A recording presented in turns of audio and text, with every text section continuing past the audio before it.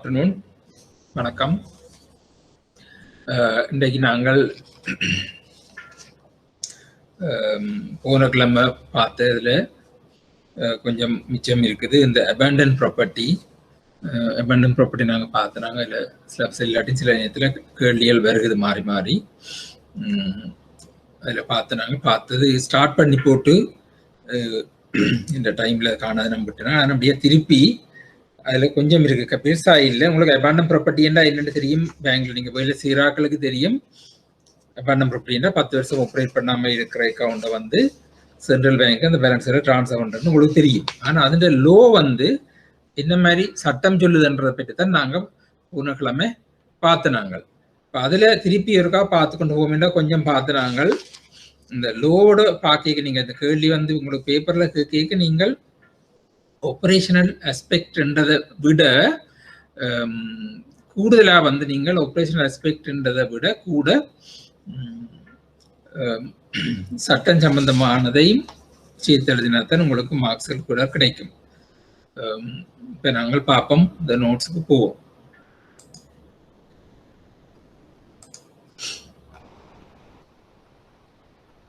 கைவிடப்பட்ட சொத்து abandon property வங்கி சட்டம் 1900 முதல் சொன்னதை கொஞ்சம் ஸ்பீடா போறேன். அங்கால பிரமிச்சதை பார்ப்போம். 1988 இலக்கம் 30/2006 பிறகு திருத்தப்பட்டிருக்குது. இந்த வங்கி சட்டம் 1988 இலக்கம் 30 தான் 2006 திருத்தப்பட்டது. பிரிவு 72 தான் இந்த அபேண்டன் ப்ராப்பர்ட்டியை பற்றி சொல்லுது. கைவிடப்பட்ட சொத்து. இப்போ கைவிடப்பட்ட சொத்து என்றா என்ன என்று கருதுறது என்று சட்டத்துல வியாக்கியானம் சொல்லப்படுகிறது. இல்ல பிரிவு 63, 68 என்றதுக்குள்ள உள்ளது வந்து உள்ள வியாக்கியானம் பின்னுக்கு கீழே வருகிறது. அதை பார்ப்போம். பிறகு குறிப்பிடப்பட்டுள்ள சரத்துகளுடன் இந்த பிரிவின் 2 உட்பிரிவில் குறிப்பிடப்பட்டுள்ள சரத்துகள் அதுவும் பின்னால வருகிறது. அத்தகைய பொருட்களை கொண்ட உரிமம் பெற்ற வணிக வங்கியினால் அல்லது உரிமம் பெற்ற வங்கியின் கரை கடந்த வங்கி சேவை அலகினால் கொண்ட பொருட்களை தவிர, அதாவது ஆஃப்ஷோர் பேங்கிங் யூனிட் தானே அங்க இருக்கிற அக்கவுண்ட்ஸ் அதுல தவிர அவை கைவிடப்பட்டிருக்க வேண்டும். அதாவது தவிர மற்றவை கைவிடப்பட்டிருக்க வேண்டும் கருதப்படும். அதாவது வாடிக்கையாளர் வந்து கைவிடப்பட்டிருக்கு என்று சொல்லி கருதப்படுறது. இப்ப வைப்பு தேதிக்கு பின்னர் 10 வருடங்களுக்குள்ளாக இருப்பின் அல்லது பங்குகள் அல்லது பிற நலன்களை வாங்குதலின் பொருட்டு பணத்தை கொடுப்பனவு செய்தல் அல்லது கருவிகளை வாங்குதல் அல்லது ஒரு நம்பகத்திறனில் ஃபிடுஷரி கெப்பாசிட்டி வைத்திருக்கும் நிதிகள் அத்தகதியில் செலுத்தப்பட வேண்டியதாகுதல் அல்லது விநியோகிக்கப்பட தகுதியாகுதல் அல்லது பாதுகாப்பான வைப்பு பட்டி வாடகைக்கு விடப்பட்டுள்ள காலம் காலாவதியாகுதல் இவை ஏதாவதாக இருக்கலாம். சரிதானே? அப்ப இதைத்தான் சொல்லப்படுது. இது வைப்பு தேதிக்கு பின்னர் 10 வருடங்களாக இருப்பின் 10 வருடங்களுக்குள்ளாக இருக்கிறது. அதாவது அவருக்கு ஆப்ரேட் பண்ணாம இருக்கிறது அல்லது பங்குகள் அல்லது பிற நிலங்களை வாங்குதலின் பொருட்டு பணத்தை கொடுப்பனவு செய்து அது அப்படியே இருக்கிறது அல்லது கருவிகளை வாங்குதல் இன்ஸ்ட்ருமெண்ட்ஸ் பர்ச்சேஸ் ஆஃப் இன்ஸ்ட்ருமெண்ட்ஸ் அல்லது ஒரு நம்பகத்திறனில் வைத்திருக்கும் நிதிகள் ஃபினான்ஸ் ஃபண்ட்ஸ்களை வச்சிருக்கிறது ஒரு ஃபிடுஷரி கெப்பாசிட்டியில தேதியில் செலுத்தப்பட வேண்டிய ஒரு தேதியில செலுத்தப்பட வேண்டிய டியூடா வந்திருக்குது. ஆனா அதை பற்றி பிறகு அதை பற்றிய ஒரு இது இல்லாமல் தகவல் இல்லாமல் இருக்கிறது. அவர் வந்து அக்கறை இல்லாமல் இருக்கிறது. அல்லது விநியோகிக்கப்பட தகுதியாக்குதல் டெலிவரிக்கு ரெடியா இருக்கிறது அல்லது பாதுகாப்பான வாய்ப்பு பட்டி விடப்பட்டுள்ள காலம் காலாவதியாகுதல் சேஃப் டிபாசிட் லோக்கருக்கு அது வந்து ரெண்ட் ஒன்றும் கட்டாம அப்படியே விட்டுட்டு இருக்கிறது. ஏதாவதா இருந்தால் அந்த அப்படியான சொத்துக்களை தான் சொல்றது கைவிடப்பட்டதாக இருக்க வேண்டும். அபேண்டன் அதாவது கஸ்டமர் கை விட்டுட்டாருன்னு சொல்லி கருதப்படுகிறது வங்கியால. பார்ப்போம். அதுக்கு சொல்லப்பட்டிருக்குது. இதுக்குரிய விளக்கம் என்னென்னு சொல்லப்படுது. இந்த 2 பிரிவு உட்பிரிவு 2வது உட்பிரிவுல சொல்லப்பட்டிருக்கு என்னென்ன சொல்லி அதுக்கு பாவம் உண்டு. ஆனா 2 உட்பிரிவு பந்திகளில் ஆனா மற்றும் ஆவண்ணாவில் பதியப்பட்ட சரத்துக்களின் மீது வட்டி அல்லது பங்கு லாபங்களை வரவு வைப்பதற்காக சேமிப்பு கையேட்டினை அல்லது வேறு ஈடுகளை சமர்ப்பிக்காதிருத்தல் இதை நாங்கள் பார்த்தனாங்க. அதாவது பாஸ்புக்கை வந்து இன்ட்ரெஸ்டோ அல்லது டிவிடெண்டோ ஏதோ ஒன்றுக்கு வந்து அப்டேட் பண்றதுக்கு பேங்குக்கு கொடுக்காம இருக்கிறது உண்டா இருக்கலாம்.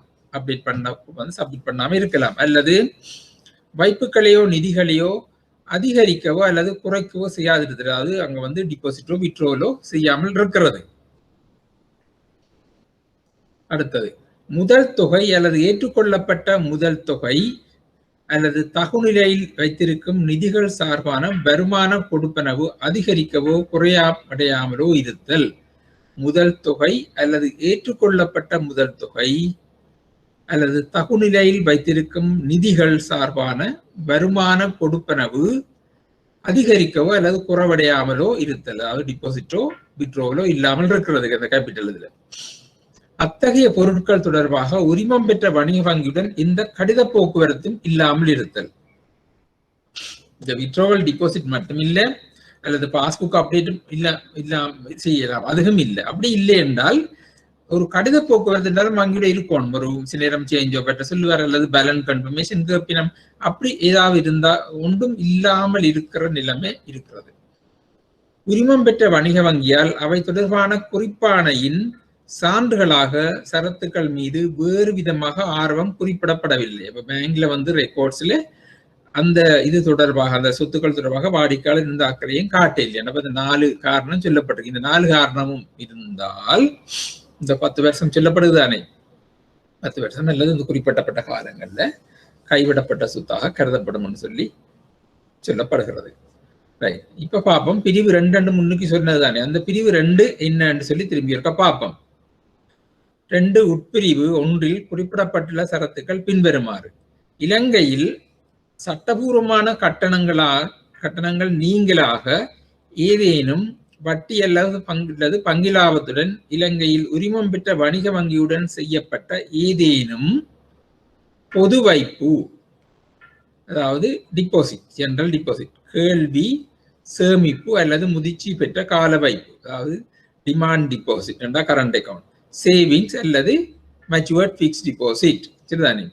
இப்ப இலங்கையில சட்டபூர்வமான கட்டணம், அதாவது சட்டபூர்வமான கட்டணங்கள் நீங்களாக ஏதேனும் வட்டி அல்லது பங்கு லாபத்துடன் இலங்கையில் உரிமம் பெற்ற வணிக வங்கியுடன் செய்யப்பட்ட ஏதேனும் பொது வைப்படுத்தல். இப்ப இதுல வித்தவுட்டிங் டேக்ஸ் இருக்கலாம், சரிதானே, அல்லது வேறு ஏதாவது சார்ஜஸ் இருக்கலாம், பேங்க் சார்ஜஸ். அதுகளை தவிர வட்டி அல்லது பங்கு லாபத்துடன் சேர்த்து இருக்கிற deposit, current balance, current account பேலன்ஸோ அல்லது சேவிங்ஸ் பேலன்ஸோ அல்லது மெச்சூர்ட் ஃபிக்ஸ்ட் டிபாசிட்டோ,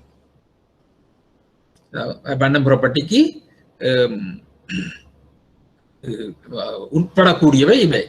அடுத்தது ஏதேனும் சட்டபூர்வமான கட்டணங்கள் நீங்களாக ஏதேனும் வட்டி அல்லது பங்கு லாபத்துடன் உரிமம் பெற்ற வர்த்தக வங்கி ஒன்றில் பங்குகள் அல்லது ஏனைய நலன்களின் கொள்வனவுக்கு இலங்கையில் செலுத்தப்பட்ட ஏதேனும் நிதிகள். அப்ப வர்த்தக வங்கியில் ஒரு பங்குகள் அல்லது ஏதேனும் இன்ட்ரெஸ்ட் நலன்களுக்கு கொள்வனவு செய்யப்பட்ட ஏதாவது நிதிகள் அதிலே அந்த கட்டணங்கள் மற்றது ஏதாவது வட்டி ஏதாவது கழிக்கப்பட்டது போக மிச்சம் இருக்கிற நிதிகள். உரிமம் பெற்ற வணிக வங்கி நேரடியாக பொறுப்பு கொண்ட காசோலைகள், லைசன்ஸ் கமர்ஷியல் பேங்க் அக்செப்ட் பண்ண காசோலையை வச்சிருக்குது, அல்லது எழுதப்பட்ட கருவிகளில் செலுத்தப்பட வேண்டிய ஏதேனும் தொகை. இந்த வங்கிகள் எழுதப்பட்ட கருவிகளில் செலுத்தப்பட வேண்டியது அவருக்கு ஒரு ஆணுக்கு அல்லது வாடிக்கையாளருக்கு செலுத்தப்பட வேண்டிய தொகை, உதாரணத்துக்கு ரூபாய் என்னவோ இருக்குத்தானே. 4வது மற்றொரு நபரின் நலனுக்காக ஒரு நம்பகத்திறனில் வைத்திருக்கும் ஏதேனும் புலனாக முடியாத தனிப்பட்ட சொத்து மற்றும் அதன் மீது ஏதேனும் வருமானம் அல்லது வட்டி. மற்றொரு நபரின் நலனுக்காக, இன்னொரு ஆளுடைய இண்டஸ்ட்ரிக்காண்டி வச்சிருக்கிற புலனாகாத சொத்து, தனிப்பட்ட சொத்துன்னு சொல்லப்படுது, இன்டான்ஜிபிள் அசெட்ஸ், அதன் மீது ஏதேனும் வருமானம் அல்லது வட்டி. இவ இந்த அபாண்டன் ப்ராப்பர்ட்டி என்ற சப்ஜெக்ட்ல வருகுது. இதை விட 5வது ஒன்று இருக்குது, சேஃப் டிபாசிட் லோக்கர். குத்தகை காலம் முடிவடைந்த மற்றும் குத்தகைதாரரின் கடைசியாக அறிந்த முகவரிக்கு பதிவுத்தபால் மூலம் அனுப்பிய அறிவிப்பு மற்றும் குத்தகைக்காரர் 3 ஆண்டுகளுக்குள் அதற்கு பதிலளிக்க தவறியதற்கான ஒரு பாதுகாப்பான வைப்பு பெட்டியின் எந்த உள்ளடக்கங்களும். இதுல சேஃப் டிபாசிட் லோக்கருக்கு ரெண்ட் பே பண்ணல, ஒரு வருஷம் இந்த ரிமைண்டர் அனுப்பி அவர் கட்டையில, 2வது வருஷமும் கட்டையில, 3வது வருஷம் கட்ட ரிமைண்டர் அனுப்பியாச்சு. இப்படியான சந்தர்ப்பத்துல அவர் ரெண்டில் கட்டாம விட்டிருந்தால் அதை அந்த லோக்கர் அதுல இருக்கிற உள்ளடக்கங்கள் கைவிடப்பட்ட சொத்தாக கருதப்படும். இவ்வளவும் சொல்லப்படுது. என்ன இந்த 4ம் 5 விஷயங்களும் கைவிடப்பட்ட சொத்துக்கு உரிய பொருட்கள். இதுவரைக்கும் அன்றைக்கு நாங்கள் பார்த்து. இனி பார்ப்போம் கைவிடப்பட்ட சொத்து ஒரு விசேட கணக்குக்கு மாற்றப்பட வேண்டும். அதாவது வங்கி சட்டம் இந்த 1988 இலக்கம் 30 பிரிவு 73. நாங்க முதல் பார்த்தது பிரிவு 72. அதாவது அபாண்டம் ப்ராப்பர்ட்டி என்றா என்ன என்றதை பற்றி தான் பிரிவு 72 சொல்லுது. பிரிவு 73 சொல்லுது இது என்ன செய்ய வேணும், இந்த அபாண்டம் ப்ராப்பர்ட்டி வந்து சொத்து என்ன செய்ய வேணும்னு சொல்லுது. அதை வந்து ஒரு விசேட கணக்குக்கு மாற்ற, ஒரு ஸ்பெஷல் அக்கௌண்ட்டுக்கு டிரான்ஸ்ஃபர் பண்ணணும்னு சொல்லுது. இங்க பிரிவு 72 பிரிவில் குறிப்பிடப்பட்டுள்ள கைவிடப்பட்ட ஆதனத்தை கொண்டுள்ள ஏதேனும் உரிமம் பெற்ற வணிக வங்கி, அதாவது லைசன்ஸ் கமர்ஷியல் பேங்க், நாணய சபையானது தீர்மானிக்கக்கூடிய வடிவத்தில் வைத்திருக்கும் பொருட்களின் தன்மையை குறிப்பிடக்கூடிய வடிவிலும் மற்றும் பணமாயின்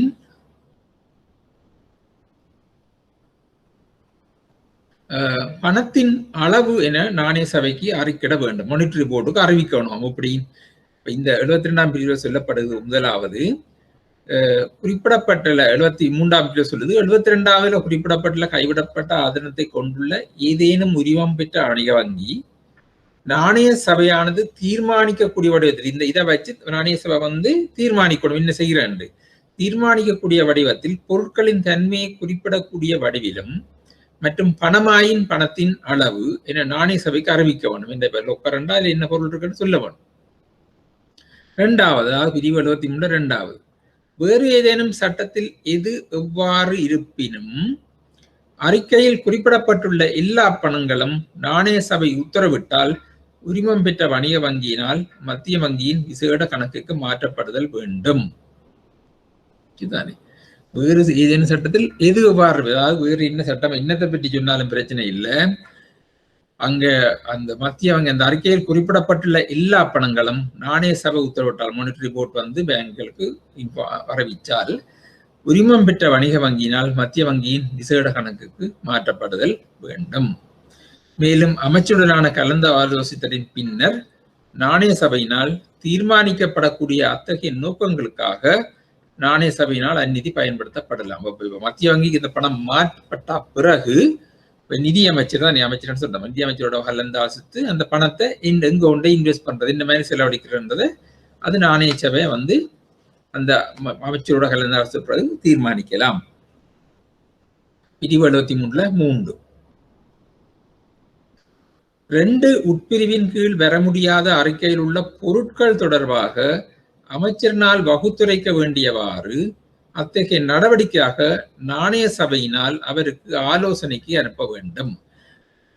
2 உட்பிரிவின் கீழே வர முடியாத அறிக்கையில் உள்ள பொருட்கள் தொடர்பாக, அதாவது அதில் கேஷ்ண்டா பிரச்சனை இல்லை, காசு வந்து தொகையா விளையாண்டுருக்கு மாத்தியாச்சு. ஆனால் இப்ப லொக்கரை உடைச்சி பொருட்கள் இருந்தா நகை இருக்கலாம், வேற ஏதாவது இருக்கலாம் தானே, ஒரு ப்ரெசியஸ் ஸ்டோன்ஸ் அப்படி ஏதாவது இருக்கலாம். இப்ப இதுகளை என்ன செய்யறது, அமைச்சரினால் வகுத்துரைக்க அமைச்சர் வந்து அதை வந்து அமைச்சர் வந்து சொல்ல வேணும். அதாவது என்ன சொல்லப்படுறால் ரிஃபர் பண்ணணும் மினிஸ்டர்கிட்ட, சரிதானே. மினிஸ்டர்கிட்ட மானிட்டரி போர்ட் ரிஃபர் பண்ணணும் என்ன செய்யறான்னு சொல்லி அத்தகைய நடவடிக்கையாக அவரின் ஆலோசனைக்கு அனுப்ப வேணும்னு சொல்லப்படுகிறது. இது வந்து பிரிவு 73. பிரிவு 74 என்ன சொல்லுதுன்னு பார்ப்போம். வங்கி சட்டம் 82, அதாவது இந்த பணம் ப்ராப்பர்ட்டி சம்பந்தமான பிரிவு 74 வங்கி சட்டம் 1988-30 பிரிவு 74 கைவிடப்பட்ட சொத்து தொடர்பான அறிவித்தல் வெளியீடு. இதுல வந்து ஒரு சட்டமண்டைக்கு ஒரு முறை இருக்குத்தானே. 10 வருஷமா பாவிக்காம இருந்தாலும் கூட வங்கி வந்து தண்டை விருப்பப்படி செய்யாமல் அதை அறிவிக்க வேணும். என்னண்டு 73ஆம் பிரிவின் 1ஆம் உட்பிரிவின் கீழ் கோரப்பட்ட அறிக்கை சமர்ப்பிக்கப்பட்டதில் இருந்து, அது நாணய சபைக்கு அறிவிக்கப்படுது. என்ன இதுகள் வந்து இப்படி இருக்கட்டும் அறிவிப்பக்கத்தானே வேணும். கோரப்பட்ட அறிக்கை சமர்ப்பிக்கப்பட்டதிலிருந்து 30 நாட்களுக்குள் உரிமம் பெற்ற வணிக வங்கியானது சிங்களம், தமிழ் மற்றும் ஆங்கில நாளிதழ்களில் உரிமையாளரின் பெயர் மற்றும் சொத்து தொடர்பான விவரத்தை குறிப்பிட்டு அதன் உரிமையாளர் குறித்த விவரத்தை கொண்ட கடைசி தெரிந்த முகவரிக்கு பதிவு தபால் மூலம் ஒரு அறிவித்தல் அனுப்பல் வேண்டும். சரிதானே. ஒன்று வந்து பேப்பர்ல அட்வர்டைஸ்மெண்ட் போடப்படும், சொல்லப்படுதானே. சிங்களம், தமிழ் மற்றும் ஆங்கில நாளிதழ்கள்ல போடப்படும் ஒன்று. மற்றது உரிமையாளரின் பெயர் மற்றும் சொத்து விவரம் தொடர்பான விவரங்களை குறிப்பிட்டு அதன் உரிமையாளர் குறித்த விவரங்களை கொண்ட கடைசி தெரிந்த முகவரிக்கு பதிவு தபால் மூலம் ஒரு அறிவித்தல் அனுப்புதல் வேண்டும். பேப்பர்ல போடப்படும். பேப்பர்ல வாடிக்கையாளர் விவரம் இல்லாமல் கணக்கு இலக்கம் சில நேரத்தில் போடப்படும். நேரத்தில் இத்தனை கணக்குகள்னு சொல்லி வங்கியால் அறிவிக்கப்படும். நீங்க பார்த்துருப்பீங்க. அநேகமாக இந்த ஏப்ரல் மே ஜூன்ல இந்த பேப்பர்ல போடப்படும். ஒரு இதா போடப்படும். மற்றது ஒவ்வொரு கஸ்டமருக்கும் பதிவு தபால் மூலம் இந்த நீங்கள் பாவிக்காம இருக்கிறீங்களா அதை வந்து மாற்றப்படலாம், அந்த கைவிடப்பட்ட சுத்தாக கருதப்படும் சொல்லி ஒரு கடிதம் அனுப்பப்படும். இதுல நாணய சபையானது உரிமமளிக்கப்பட்ட வர்த்தக வங்கியானது நியாயமான காரணத்தை காட்டினால் அத்தகைய அறிவித்தல் அனுப்புவதிலிருந்து உரிமமளிக்கப்பட்ட வர்த்தக வங்கிக்கு விலக்களிக்கலாம். நாணய சபையானது, அதாவது மானிட்டரி போர்ட் வந்து உரிமம் அளிக்கப்பட்ட வர்த்தக வங்கியானது, அதாவது லைசன்ஸ் கமர்ஷியல் பேங்க் வந்து நியாயமான காரணத்தை காட்டினால் அத்தகைய அறிவித்தல் அனுப்புவதிலிருந்து உரிமம் அளிக்கப்பட்ட வங்கிக்கு விலக்களிக்கலாம் வர்த்தக வங்கிக்கு. சில நேரத்துல ஏதாவது ஒரு பிரச்சனை இருக்கப்பட்ட நேரத்துல இந்த இதை வந்து எக்ஸெப்ஷன்ஸ் சரிதானே கேட்டால், அந்த லைசன்ஸ் கமர்ஷியல் பேங்க் அல்லது கேட்டதுன்னு சொன்னா நாணய சபை வந்து மானிட்டரி போர்ட்ஸ் நேரம் கொடுக்கலாம் பெர்மிஷன். உதாரணத்துக்கு ஒரு ஆக்கள் வந்து இடம்பெயர்ந்து நம் பிரச்சனையெல்லாம் சண்டையோ இன்னும் யுத்தமோ இன்னும் இடம்பெயர்ந்த அந்த நேரங்கள்ல தொடர்பு இல்லாம இப்படி எல்லாம் இருக்கிற நேரத்துல மாற்ற அது இருக்கிறது சொல்லி நாணய சபைக்கு ஒரு வர்த்தக வங்கி வந்து நியாயமான காரணத்தை காட்டினா அதை ஏற்றுக்கொள்ளலாம். இந்த வருஷம் இல்லை, நாங்கள் இந்த வருஷத்துக்கு அந்த ப்ரொசீஜரை செய்யலைன்னு சொல்லிக்கிட்டு அதை ஏற்றுக்கொண்டால் அந்த வருஷத்துக்கு மட்டும் விலக்களிக்கப்படலாம். இது வந்து பிரிவு 74.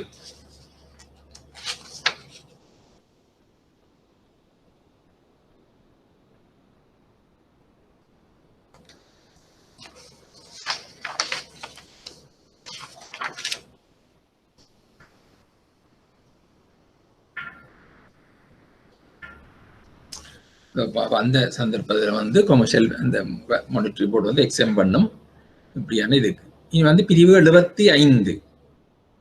இது வந்து இப்ப மத்திய வங்கிக்கு மாத்த சொல்லி மானிட்டரி போர்டுக்கு மாத்தினா மத்திய வங்கியினால் மீள செலுத்தல். இப்ப திருப்பி அப்படி மாற்றினாலும் திருப்பி அந்த வாடிக்கையாளர் வந்து கோரிக்கல திரும்பி வந்ததை கேட்டால் மத்திய வங்கி மீள செலுத்தும். அப்போ அது வந்து அதை பற்றி பிரிவு 75 சொல்லுது. எப்படி தமது பெயரில் அல்லது அவர் எவரிடமிருந்து உரிமை பெற்றாரோ அந்த நபரின் பெயரில் உள்ள கணக்கின் வரவு மீதி, தமது பெயரில் அல்லது அவர் எவரிடமிருந்து உரிமை பெற்றாரோ அந்த நபரின் பெயரில் உள்ள ஒரு கணக்கின் மீதி 73ஆம் பிரிவின் கீழ் மத்திய வங்கியின் சிறப்பு கணக்குக்கு மாற்றப்பட்டிருந்தால், அதாவது செக்ஷன் 73 சொல்றாரு அபாண்டன் ப்ராப்பர்ட்டியா மாத்திரன்னு சொல்லி, அப்படி மாற்றப்பட்டிருந்தால் அத்தகைய நியதிகள் நிபந்தனைகளுக்கு அல்லது கட்டுப்பாடுகளுக்கு உட்பட்டு அல்லது ஏதேனும் எழுதப்பட்ட சட்டத்தினால் அதன் கீழ் அத்தகைய பணம் செலுத்துவதற்கு உரிமை உள்ளதாக இருக்க வேண்டும் என்ற நாணய சபையின் திருப்திக்கு எவரேனும் ஒருவர் சான்று சமர்ப்பிக்க இடங்களில் மத்திய வங்கியினால் அத்தகைய பணம் திருப்பி செலுத்தப்படும். இப்ப வந்து அந்த ரூல்ஸ் ரெகுலேஷன்ஸ் கண்டிஷன்ஸ் எல்லாம் அவர் அக்செப்ட் பண்ணி அந்த உரிமை கோர்றவர் ஏற்றுக்கொள்ற பொழுது அவருக்கு அதுக்குரிய எவிடன்ஸ்களை அவர் சப்மிட் பண்ணால் அவருக்கு அந்த பணம் திருப்பி செலுத்தப்படும். ஸோ அந்த பணம் மட்டும் இல்லை, அந்த பணத்துடன் அது செலுத்தப்படும் தேதி வரை அத்தகைய பணம் மத்திய வங்கியின் சிறப்பு கணக்குக்கு மாற்றப்படுவதற்கு முன்னர் அத்தகைய தொகையின் வரவுக்கு அத்தகைய விகிதங்களும் நிபந்தனைகளும் பொருந்தக்கூடிய வட்டியுடன் சேர்த்து மத்திய வங்கியால் செலுத்தப்படுகிறது. அப்ப அந்த டேட்டுக்கு என்ன டிரான்ஸ்ஃபர் பண்ணதோ அந்த டேட் டிரான்ஸ்ஃபர் பண்ணி என்னென்ன கண்டிஷன்ஸ்ல அந்த இன்ட்ரெஸ்ட் ரேட் அல்லது இதழ் இருக்குதுன்னு சொல்லி பார்த்தால் அதோடு சேர்த்து மத்திய வங்கியால் மீள செலுத்தப்படும் என்று சொல்லப்படுறது. அது பிரிவு 75. இப்ப பிரிவு 76. பிரிவு 76ல இந்த செயலை வந்து இந்த ஆக்ஷனை வந்து செய்யாத நிறுவனங்களுக்கு எதிராக செய்யாத ஒரு குற்றம் என்று சொல்லப்படுகிறது. அதாவது வங்கி சட்டம் 1988 இலக்கம் 30 கீழ் பிரிவு 76. பிரிவு 76 சொல்றது கைவிடப்பட்டதாக அனுமானிக்கப்படும் சொத்துக்களை வழங்க தவறுதல் ஒரு குற்றமாகும். சரிதானே? கைவிடப்பட்டதாக அனுமானிக்கப்படும் சொத்துக்களை வழங்க தவறுதல் ஒரு குற்றமாகும். 74வது பிரிவின்படி கைவிடப்பட்டதாக கருதப்படும் சொத்தை பதிவு செய்யவோ அல்லது செலுத்தவோ அல்லது கையளிக்கவோ தவறும் உரிமம் பெற்ற வணிக வங்கி இச்சட்டத்தின் கீழ் குற்றம் புரிந்ததாக கருதப்படும். இதுக்கு எதிராக மானிட்டரி போர்ட் வந்து நடவடிக்கை அந்த வர்த்தக வங்கியோ அல்லது ஸ்பெஷலைஸ்ட் உரிமம் பெற்ற விசேட வங்கிக்கு எதிராக நடவடிக்கை எடுக்க முடியும். இந்த 74ஆம் பிரிவின்படி கைவிடப்பட்ட சொத்து என்று கருதப்படுறத ரிப்போர்ட் பண்ணணும், பதிவு செய்யவோ அல்லது அந்த செலுத்தவோ இல்லை கையளிக்கவோ தவற உரிமம் பெற்ற வணிக வங்கி சட்டத்தின் கீழ் குற்றம் பெற்றதா கருதணும். இது வந்து பிரிவு 76 சொல்லுது சட்ட பிரிவு. இப்ப நாங்கள் பார்ப்போம் 363ஆம் பிரிவும் 68ஆம் பிரிவை தவிர சொல்லி ஒரு வசனம் வந்தது முன்னுக்கு. அப்ப பார்ப்போம் 68 என்ன சரிதானே. பிரிவு 68 அதுக்கு கீழே போகத்தான் 68 63 பெற்று இந்த விளக்கம் சொல்றோம். அன்கிளைம் பேலன்ஸ் கூறப்படாத நிதி என்றா என்னண்டு 61ஆம் பிரிவில் 61ஆம் பிரிவு கீழே 61ஆம் பிரிவில் கூறப்பட்ட இறுதி விநியோகம் செய்யப்பட்டதன் பின்னர் 61ஆம் பிரிவு என்று சொல்றது ஒரு வங்கிக்கு அனுமதி கொடுத்த தொடங்கி பிறகு அனுமதி வந்து மறக்கப்பட்டால் அதன் மீதியா இருக்கிறது. இறுதி விநியோகம் செய்யப்பட்ட பின்னர் உரிமை கூறப்படாத மீதியான நிதியங்கள் இச்சட்டத்தின் கீழ் ஏனைய வகையங்களுக்கு உட்படாதவை. நாணய சபையின் பணிப்புரையின் பேரில் மத்திய வங்கியின் விசேட கணக்குக்கு மாற்றப்படுதல் வேண்டும். அப்ப அங்க மிஞ்சி இருக்கிறதும் இந்த மத்திய வங்கியின் விசேட கணக்குக்கு மாற்றப்படல் வேண்டும். நாணய சபையானது அமைச்சருடன் கலந்து ஆலோசித்த பின்னர் நாணய சபையினால் தீர்மானிக்கப்படக்கூடிய அத்தகைய நோக்கங்களுக்காக அத்தகைய நிதிகளை பயன்படுத்த முடியும். 61ஆம் பிரிவின் கீழ் இறுதி விநியோகம் செய்யப்பட்ட திகதிக்கு 10 வருடங்களுக்குள் உரிமையாளர் இல்லாத பட்சத்தில் இச்சட்டத்தின் 11ஆம் பிரிவு பிரகாரம் நிதிகள் 11 கைவிடப்பட்ட சொத்தாகும். பிரிவு 72 இந்த பிரிவின் கீழ் அவர்கள் மாற்றப்பெற்ற காலத்திலிருந்து அத்தகைய நிதிகள் தொடர்பாக பொருந்தும். 9ஆம் பிரிவின் அப்ப இதுவும் வந்து இந்த பங்கு வளங்கள் மாதிரி அந்த மிகுதியானவை இருக்குது. இல்லை ஒரு நிறுவனம் வங்கியை தொடங்குறதுக்கு பதிகிறப்பெடுத்து சொல்லுது பிரிவு 61 பின்னுக்கு வருது பார்ப்போம். அதுவும் வந்து பயன்படுத்தாம மீதியா இருக்கிறத அந்த அபாண்டம் ப்ராப்பர்ட்டியா கருதி மாற்றப்படும். சரிதானே, உரிமையாளருக்கு திருப்பி கொடுக்காது.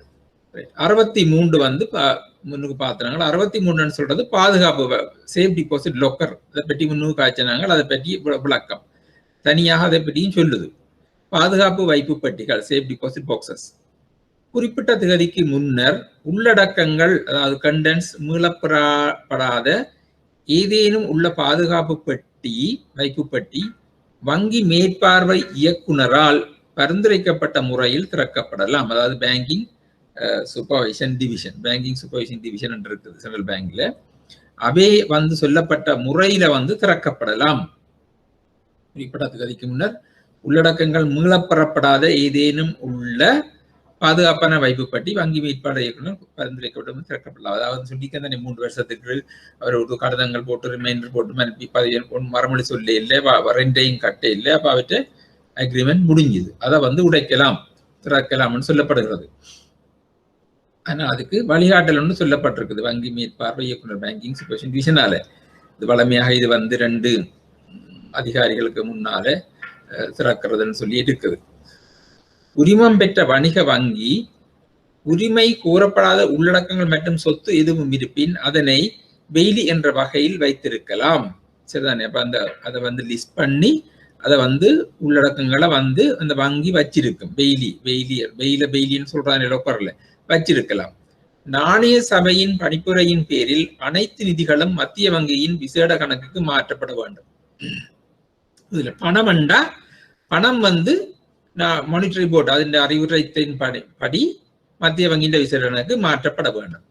பணம் இல்லாத ஏனைய பொருட்கள், அதாவது பிரிவு ஆவில் சொல்லுது வேறு பொருள் நாணய சபையின் பணிப்புரையின் பேரில் அதன் தீர்வு முறை மெத்தட் ஆஃப் டிஸ்போசல் பற்றிய பணிப்புரைக்கு அமைச்சருக்கு ஆலோசனைக்கு சமர்ப்பித்தல் வேண்டும். அப்ப பணம் இல்லாத மற்ற பொருட்கள் நகைகள் அல்லது ஸ்டோன்ஸ் கல்லுகள் அப்படின்னு ஏதாவது அந்த பொருட்கள் இருந்திருந்தால் அதை என்ன செய்யறது, அதுக்கு வந்து என்ன செய்ய வேணும், எப்படி அதை டிஸ்போஸ் பண்ற மெத்தடை கேட்கறதுக்கு அமைச்சர்கிட்ட ஆலோசனைக்கு சமர்ப்பிக்க வேணும்னு சொல்லி இந்த சட்டம் சொல்லுது. அமைச்சர் சொல்லினா அமைச்சர் மத்திய வங்கி வந்து இந்த அமைச்சருக்குள்ள வருதோ அந்த அமைச்சருக்கு, அதாவது வளமையாக நிதி அமைச்சருக்குள்ள வாரது இல்லை வேறு அமைச்சருக்குள்ள வந்து அந்த அமைச்சருக்கு போகும். இதுதான் அடுத்தது. பத்தி ஆனாவில் இந்த இது குறிப்பிடப்பட்டுள்ள பணம் அல்லது பந்தி ஆவண்ணாவில் குறிப்பிடப்பட்டுள்ள பொருட்கள் பகுதி 9 ஏற்பாடுகளின் நியதிகளுக்கு அமைய கைவிடப்பட்ட சொத்தாக கருதப்படும். இதுதானே இது வந்து இந்த பணம் ப்ராப்பர்ட்டி பற்றி சொல்ற விடயம் தான் சென்ட்ரல் பேங்க் கைட்லைன்ஸ்ல.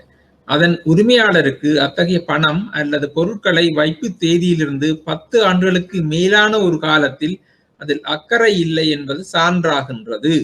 அவர் வந்து வாடிக்கையாளர் வந்து அதை பற்றி ஒரு அக்கறை இல்லை என்று அவரு கடிதம் போட்டா மறுமொழி இல்லை. பணம் என்றால் வந்து லோக்கருக்கு இப்ப லோக்கர் பற்றி சொல்றோம்ல, லோக்கர்ல வந்து அவர் வந்து ரிமைண்டருக்கு ரெஸ்பாண்ட் பண்றாருல, வாடகையும் கட்ட இல்லை, ஒன்றும் செய்யல, வர இல்லையென்று அவருக்கு அதை பற்றி அக்கறை இல்லை என்பது. அப்படியா இருந்தால் அது கைவிடப்பட்ட சொத்தாக, அதாவது வாடிக்கையாளர் அதை கைவிட்டுட்டார் என்றுதான் கருதப்படுது சட்டப்படி. அதன் உரிமையாளருக்கு அத்தகைய பணம் அல்லது பொருட்களை வைப்பு தேதியிலிருந்து 10 ஆண்டுகளுக்கு மேலான ஒரு காலத்தில் அதில் அக்கறை இல்லை என்பது சான்றாகிறது. 72ஆம் பிரிவின் ஏற்பாடுகள் அவை மாற்றப்பட்ட திகதியிலிருந்து அத்தகைய பொருட்களை பொறுத்து பொருந்தும். சரிதான், 72 தான் பணம் புறப்படின்னு சொல்றோம். இதுதான் வந்து பிரிவு 63 லொக்கரை பற்றி சொல்லுது. இனி பிரிவு 61 இது நாங்க பார்த்தனாங்க இந்த நம்பகத்தன்மை செயல்பாடுகளை நிறுத்துதல். உரிமம் ரத்து செய்யப்படும் செயல்பாட்டு முடிவுக்கு வந்தவுடன், அதாவது லைசன்ஸ் கொமர்ஷியல் பேங்கில் லைசன்ஸ் கொடுத்தது, அப்புறம் அது சரியா ஃபங்க்ஷன் பண்ணி லைசன்ஸ் கேன்சல் பண்ணப்படுது. அந்த நேரத்தில் இந்த கதை சொல்லப்படுது. உரிமம் பெற்ற வணிக வங்கியால் நம்பகத்தகமையில் செய்யப்பட்ட அனைத்து சொத்துக்களையும் அதன் உரிமையாளர்களுக்கு ஒரு உறுதிப்பாடாக திருப்பி கொடுப்பதற்கு தேவையான நடவடிக்கைகளை மேற்கொள்வதன் மூலம் வங்கி மேற்பார்வை இயக்குனர் டைரக்டர் ஆஃப் பேங்க் சூப்பர்வைசன் இறுதி விநியோகத்தை மேற்கொள்ள வேண்டும் மற்றும் அதன் நம்பகத்தன்மை கணக்களும் தீர்த்து முடிக்கப்படும். இதுதான் பிரிவு 61 சொல்லுது. அதாவது உரிமம் பெற்ற வங்கிக்கு அந்த லைசன்ஸ் கொடுத்தால் அது சரியா செயல்படாவிட்டால் அதை லைசன்ஸை கேன்சல் பண்ணிக்குள்ள அங்க மிச்சமா இருக்கிற நம்பகத்தன்மையில வைத்த சொத்துக்களை டைரக்டர் ஆஃப் பேங்க் சூப்பர்விஷன் சீர்த்து கொள்ள வேணும், செய்ய வேணும். அதில் ஏதாவது கொடுக்க இல்லாமல் இருக்கிறதும் இந்த 10 வருஷமா இருந்தால் அது அபாண்டன் ப்ராப்பர்ட்டி மாற்றப்படும் சொல்லி முன்னுக்கு பார்த்துறாங்க. இதுதான் வந்து அபாண்டன் ப்ராப்பர்ட்டி. நான் பார்த்தனாங்க அபாண்டன் ப்ராப்பர்ட்டி என்ற என்ன இந்த சட்டப்படி அதன் விளக்கங்களை தான் இதில் நான் உங்களுக்கு இந்த வந்து சொல்லியிருக்கேன். இந்த பரீட்சை உங்களோட நோக்கத்துக்காக ஆபரேஷனல் எஸ்பெக்ட் இதில் பேங்க் சர்க்குலர்ஸ் வழிய சிம்பிளாக போட்டிருப்பீங்க. ஆனால் பரீட்சை எக்ஸாம் பர்பஸுக்கு இந்த சட்ட கோட்பாடியில் தான் நீங்க எழுத வேண்டியவர்.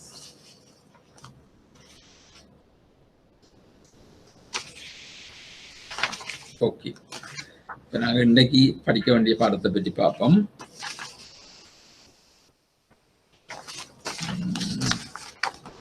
இன்னைக்கு நாங்கள் பார்க்க போறது மணி லாண்டரிங். அதில் 13 இருக்கு. அதுக்கு முதல் உள்ள வருகிறது கஸ்டமர் டியூ டெலிஜென்ஸ். அதை நான் முதல் மாற்றி நம்பரை போட்டோம். உண்மையில்லை 13 பார்த்துட்டு தான் 12க்கு போகும்போது பார்க்கணும். என்றால் அதில் சொல்ற சில விஷயங்கள் இதை பார்த்துட்டு கொண்டதான் அதில் கிளியராக இருக்கும். மாறி பார்த்தாலும் பிரச்சனை இல்லையா, இது கொஞ்சம் பார்த்தா கிளியரா இருக்கும்ன்றதான் என்னுடைய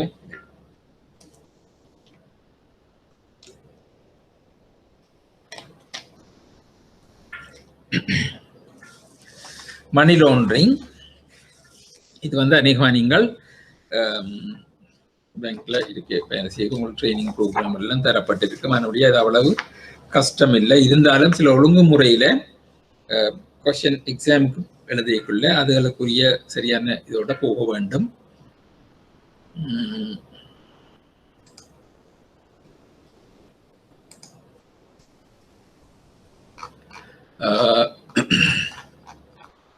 மணி லாண்டரிங் பண தூயதாக்கம். சரிதானே? மணி லாண்டரிங் சொத்துக்கள் பெறப்பட்ட மணி லாண்டரிங் என்றா என்ன?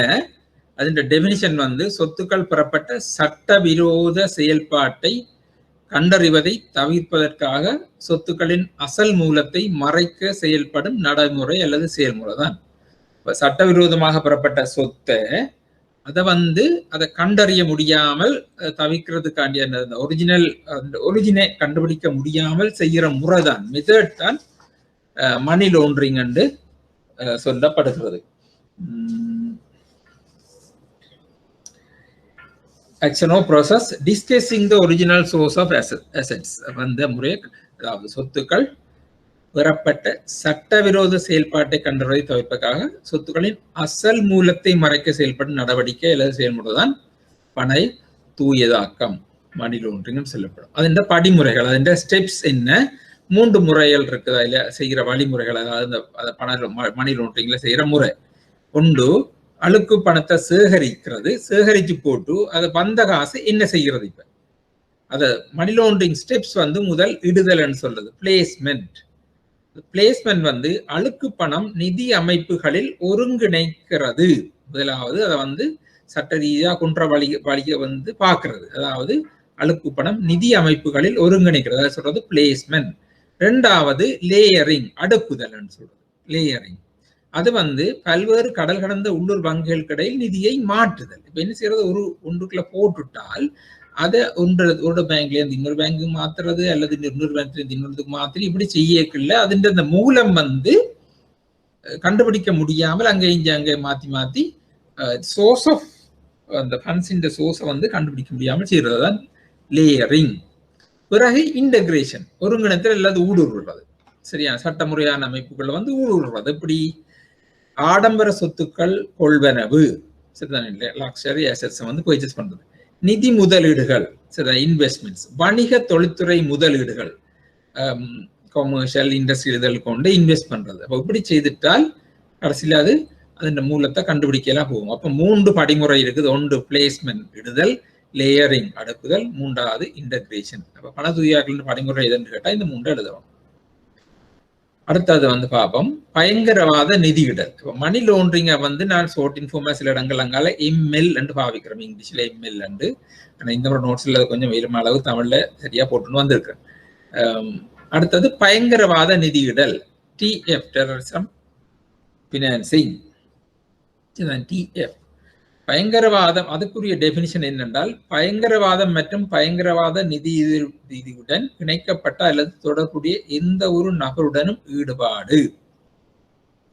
பயங்கரவாதம் அல்லது பயங்கரவாத நிதி உதவியுடன் இணைக்கப்பட்ட அல்லது தொடர்புடைய எந்த ஒரு நபருடனும் ஈடுபாடு.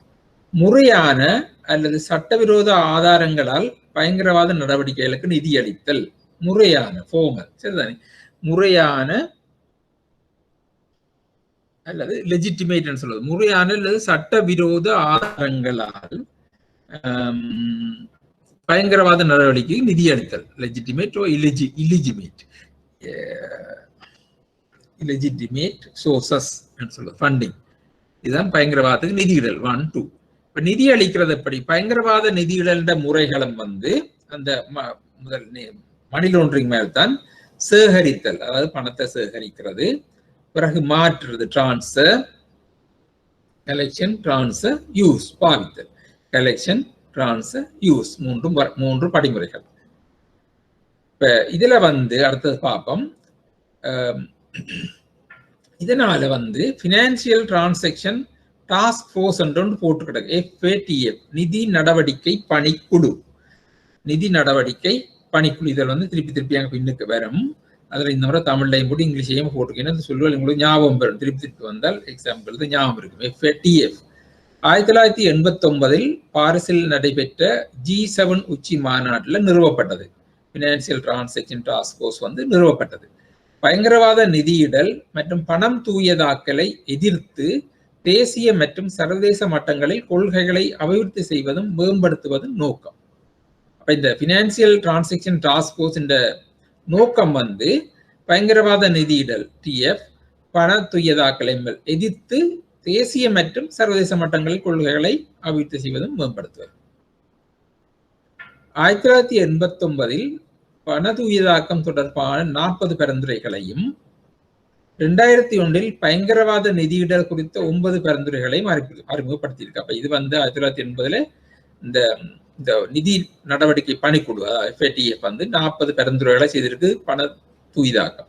அதே போல பயங்கரவாத நிதியிடல் தொடர்பாக 9 பரிந்துரைகளை செய்திருக்கு. அதுல முதல் 40 இப்ப அவைலபிளா இருக்கு. 40 பார்ப்போம். திருத்தப்பட்ட நிதி நடவடிக்கை பணிக்குழு பரிந்துரைகள். ஒன்று assessing risk and applying a risk-based approach. அபாயங்களை மதிப்பிடுதல் மற்றும் இடர் அடிப்படையிலான அணுகுமுறையை பயன்படுத்தல், ரிஸ்க் பேஸ் அசஸ்மென்ட் சொல்றது. சரிதான். இரண்டாவது, தேசிய ஒத்துழைப்பு மற்றும் ஒருங்கிணைப்பு, நேஷனல் கோஆபரேஷன் அண்ட் கோஆர்டினேஷன். சரிதான். தேசிய ஒத்துழைப்பு மற்றும் ஒருங்கிணைப்பு. மற்ற பணச்செலவை குற்றம், பணச்செலவை ஒரு குற்றமாகி இருக்கு. Money laundering is an offense. சரிதானே, offense. பறிமுதல் மற்றும் தற்காலிக நடவடிக்கைகள், அதை கன்ஃபிஸ்கேஷன் அண்ட் ப்ரொவிஷனல் மெஷர்ஸ் என்று சொல்லப்பட்டிருக்கு. பறிமுதல் தற்காலிக இது அறிமுகப்படுத்தி இருக்கு. பயங்கரவாத நிதியுதவி குற்றம், டெரரிஸ்ட் ஃபினான்சிங் ஆஃபென்ஸ். பயங்கரவாதம் மற்றும் பயங்கரவாத நிதியிடல் தொடர்பான இலக்கிடப்பட்ட பொருளாதார தடைகள், targeted financial sanctions related to proliferation reduction. இலக்கிடப்பட்ட பொருளாதார தடைகள், அபரிமிதமான பெருக்கம் தொடர்பான இலக்கிடப்பட்ட நிதி தடைகள், இலாப நோக்கற்ற நிறுவனங்கள், நான் ப்ராஃபிட் ஆர்கனைசேஷன்ஸ், நிதி நிறுவன ரகசிய சட்டங்கள், இதெல்லாம்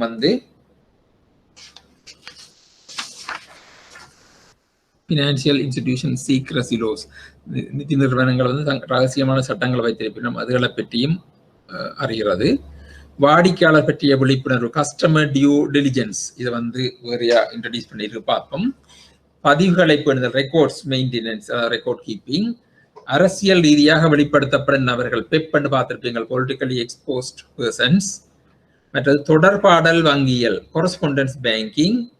பணம் அல்லது பெறுமதி பரிமாற்ற சேவைகள், money and value transaction services, money or value transfer services. புதிய தொழில்நுட்பங்கள், புது டெக்னாலஜி வரைக்குள்ள இந்த மணி லாண்டரிங் சரியான சுகமா வரும்.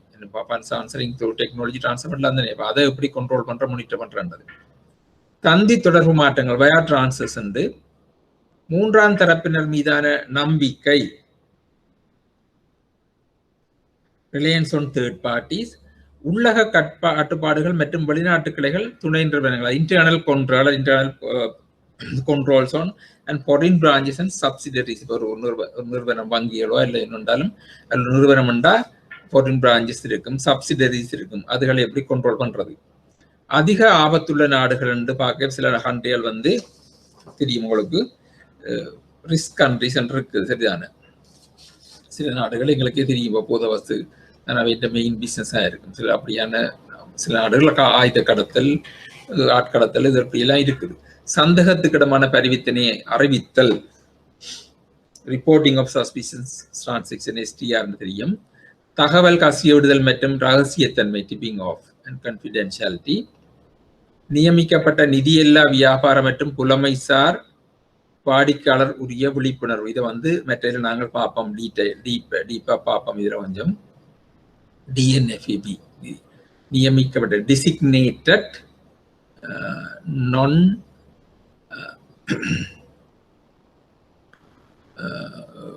வியாபாரம் மற்றும் புலமைசார் சொல்றது, ப்ரொஃபஷனல்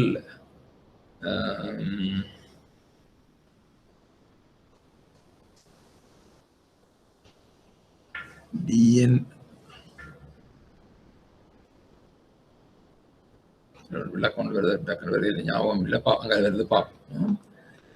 DN இதான் புற நடவடிக்கைகள். சட்டபூர்வமான நபர்களின் வெளிப்படைத்தன்மை மற்றும் நன்மை பயக்கும் உரிமை, சட்ட ஏற்பாடுகளின் வெளிப்படைத்தன்மை மற்றும் நன்மை பயக்கும் உரிமை, நிதி நிறுவனங்களின் ஒழுங்குபடுத்தல் மற்றும் மேற்பார்வை, அதாவது ரெகுலேட்டரிஸ் அண்ட் சூப்பர்வைஷன், மேற்பார்வையாளரின் அதிகாரங்கள்.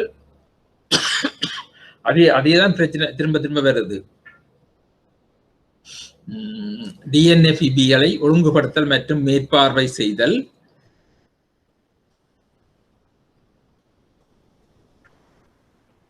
நிதியியல் உளவறுதல் பிரிவுகள், அதாவது FIU பார்த்துருப்பீங்க, ஃபினான்சியல் இன்டெலிஜென்ஸ் யூனிட் என்று சொல்லி.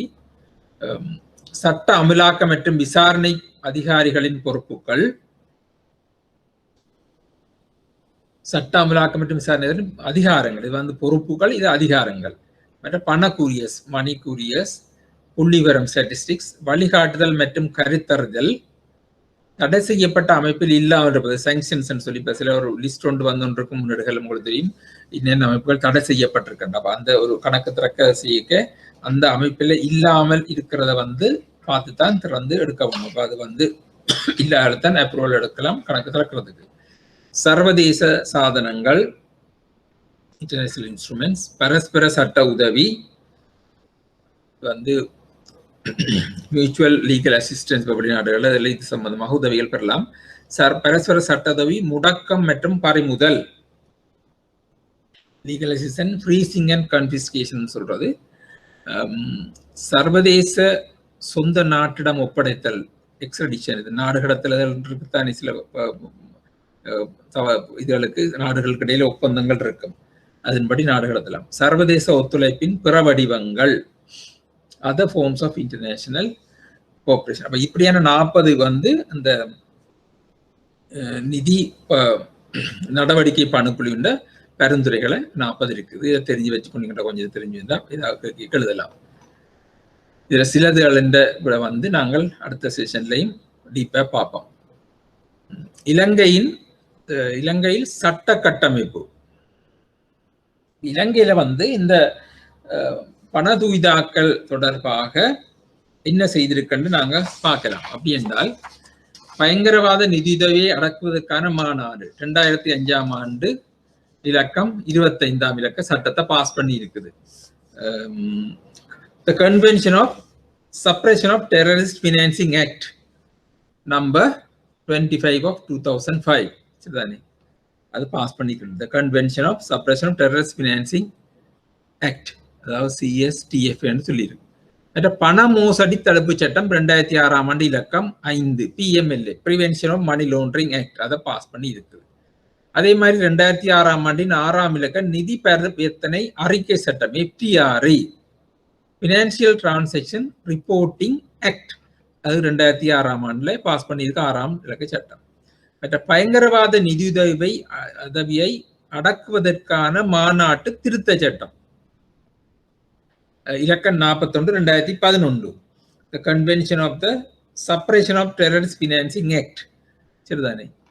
அதே போல பயங்கரவாத நிதியுதவியை ஒடுக்குவதற்கான மாநாடு திருத்த சட்டம் 2013, அதே இது The Convention of the Suppression of Terrorist Financing Amendment ஒன்று இன்னொன்று வந்திருக்குது number 3 of 2013, உலகம் பாஸ் பண்ணியிருக்கு. அதே போல ஜனவரி 2000 ஆண்டு ஐநாவால் ஏற்றுக்கொள்ளப்பட்ட பயங்கரவாத நிதியிடலை ஒடுக்குவது தொடர்பான சர்வதேச மாநாட்டுக்கு கையொப்பமிட்டவராக இலங்கை கடமைப்பட்டிருக்க. உலகம் வந்து இலங்கையில் எடுக்கப்பட்டிருக்க நடவடிக்கை, அதாவது இந்த இலங்கையில இந்த பணதுவிதாக்களுக்கு மணி லோண்டரிங் மற்றது பயங்கரவாத நிதியிடலை கட்டுப்படுத்துவதற்கு எடுக்கப்பட்ட நடவடிக்கை இவை சட்டங்களை கொண்டு வரப்பட்ட சட்டங்கள்.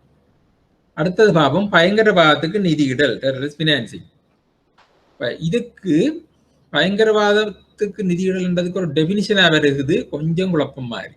எந்த ஒரு நபரும் எந்த வகையிலும் நேரடியாகவோ அல்லது மறைமுகமாகவோ சட்டவிரோதமாகவும் வேண்டுமென்றோ நிதி அல்லது சொத்தை, அத்தகைய நிதி அல்லது சொத்துக்கள் பயன்படுத்தப்பட வேண்டும் என்ற நோக்கத்துடன் வழங்குகிறார்கள் அல்லது சேர்க்கின்றனர். எந்த ஒரு நபரும் எந்த வகையிலும் நேரடியாகவோ அல்லது மறைமுகமாகவோ சட்டவிரோதமாகவும் வேண்டுமென்றே நிதி அல்லது சொத்தை, அத்தகைய நிதி அல்லது சொத்துக்கள் பயன்படுத்தப்பட வேண்டும் என்ற நோக்கத்துடன் வழங்குகிறார்கள் அல்லது சேகரிக்கின்றனர், அல்லது அவர்கள் அறிவில் அவர்கள் நம்புவதற்கு காரணம் இருப்பதை பயன்படுத்த வேண்டும், முழுமையாகவோ அல்லது பகுதியாகவோ செய்வதற்காக பயன்படுத்தலாம். என்னத்துக்காண்டி? ஒரு நோக்கத்துக்குள் ஒரு குற்றத்தை உருவாக்கும் ஒரு செயல் அல்லது குறுத்துரைக்கப்பட்ட அட்டவணை ஒன்றில் வரைவிலக்கணத்துக்குள் வரும் ஏதாவது நடவடிக்கைகள். இந்த அட்டவணை ஒன்று என்று சொல்றது சில என்னென்ன குற்றங்கள் என்று சொல்லப்பட்டிருக்கு. அதுக்குள்ள வர்ற ஏதாவது நடத்தையை செய்யறதுக்காண்டி இந்த பணம் சேகரித்து கொடுபடுது. பி, ஆயுத மோதல்களின் சூழ்நிலையிலோ அல்லது வேறு விதமாகவோ பகைமைகளில் தீவிரமாக பங்கேற்காத எந்த ஒரு நபருக்கும், அதாவது சிவிலியன்ஸ், நபருக்கும் மரணம் அல்லது கடுமையான உடல் காயத்தை ஏற்படுத்தும் நோக்கம் கொண்ட வேறு எந்த செயலும் மற்றும் அத்தகைய செயலின் நோக்கம் அதன் இயல்பு அல்லது சூழலால் மிரட்டுவதாகும். ஆயுத மோதலின் சூழ்நிலையிலோ அல்லது வேறு விதமாகவோ பகைமலில் தீவிரமாக பங்கேற்காத எந்த ஒரு நபருக்கும் மரணம் அல்லது கடுமையான உடல் காயத்தை ஏற்படுத்தும் நோக்கம் கொண்ட வேறு எந்த செயலும் மற்றும் அத்தகைய செயலின் நோக்கம் அதன் இயல்பு அல்லது சூழலால் மிரட்டுவதாகும். இதுக்கு நிதி உதவி அளிக்கிறது பயங்கரவாத நிதி சொல்லப்படுது. அல்லது ஒரு மக்கள் தொகை அல்லது எந்த ஒரு செயலையும் செய்யவோ அல்லது தவிர்க்கவோ ஒரு அரசு அல்லது ஒரு சர்வதேச அமைப்புக்கு கட்டாயப்படுத்தல். சரிதானே?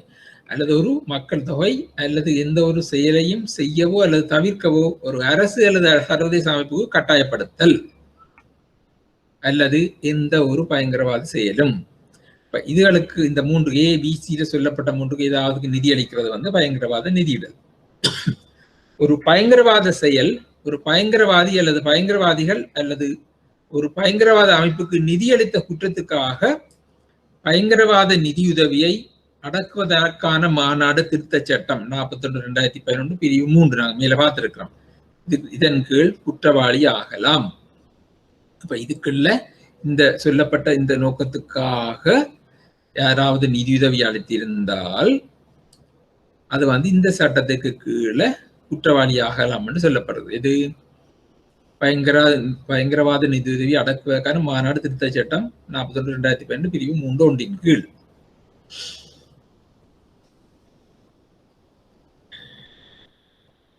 சரிதானே? 2 முறை பாத்தீங்கன்னா அப்படியே ஞாபகத்தில் நிற்கும். என்ற இலகுவான தமிழ்ல நான் போட்டுவிட்டேன். ரைட். 2006 பணம் தூய்தாக்கல் தடுத்தல் சட்டம் PMLA Prevention of Money Laundering Act No.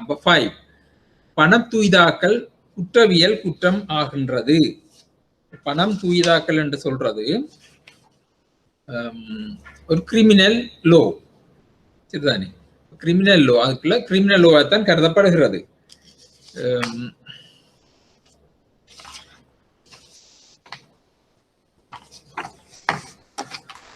பணம் தூய்தாக்கல் குற்றத்துக்கான தண்டனை மேல் நீதிமன்றத்தினர் ஹைகோர்ட் முன் விசாரணைக்கு பின்னர் அபராதம் தண்டனை விதிக்கப்படும். எவ்வளவு தண்டனை விதிக்கப்படும் என்று பார்த்தோம்னா ஹைகோர்ட்ல விசாரணைக்கு பிறகு சொத்தின் மதிப்பை விட குறைவாக இல்லாமலும் மற்றும் சொத்தின் மதிப்பை விட 3 மடங்குக்கு மேல் இல்லாமலும். சரிதானே? சொத்தண்டைக்கு அந்த என்ன சொத்தங்க இருக்கோ அந்த சொத்து என்ன வேண்டதோ அந்த சொத்தால மதிப்பு குறைவாக இல்லாலும் அல்லது சொத்தின் மதிப்பை விட 3 மடங்குக்கு மேல் இல்லாமலும் அல்லது 5 to 20 வருட காலத்துக்கு சிறை தண்டனை அல்லது அத்தகைய அபராதம் மற்றும் சிறைவாகம் 2. இது மணி லாண்டரிங் கூடிய தண்டனைகள். இது ஒன்று சொத்தின் மதிப்பை விட குறைவாக இல்லாமலும் மற்றும் சொத்தின் மதிப்பை விட 3 மடங்குக்கு மேல் இல்லாமலும்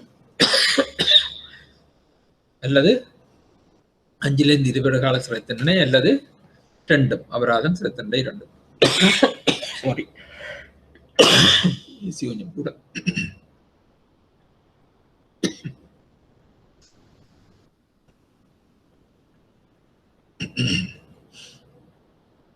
இப்ப பாப்போம் என்ன வகையில இந்த பணம் தூய்தாக்கலின் மூலமான சட்டவிரோத செயல்பாடுகள் இந்த வழிகளில் இந்த பணத்தை சம்பாதிக்கணும். ஒன்று போதை மருந்து கடத்தல், மற்றது ஆயுத கடத்தல். உங்களுக்கு தெரியும், ட்ரக்ஸ் trafficking, arms dealing, ஆட்கடத்தல் ஹியூமன் trafficking, ஹியூமன் trafficking. மற்றது லஞ்சம் சட்டத்தை மீறுதல். Bribery Act Chapter 26 நாணய பரிமாற்று கட்டுப்பாட்டு சட்டத்தை மீறுதல்.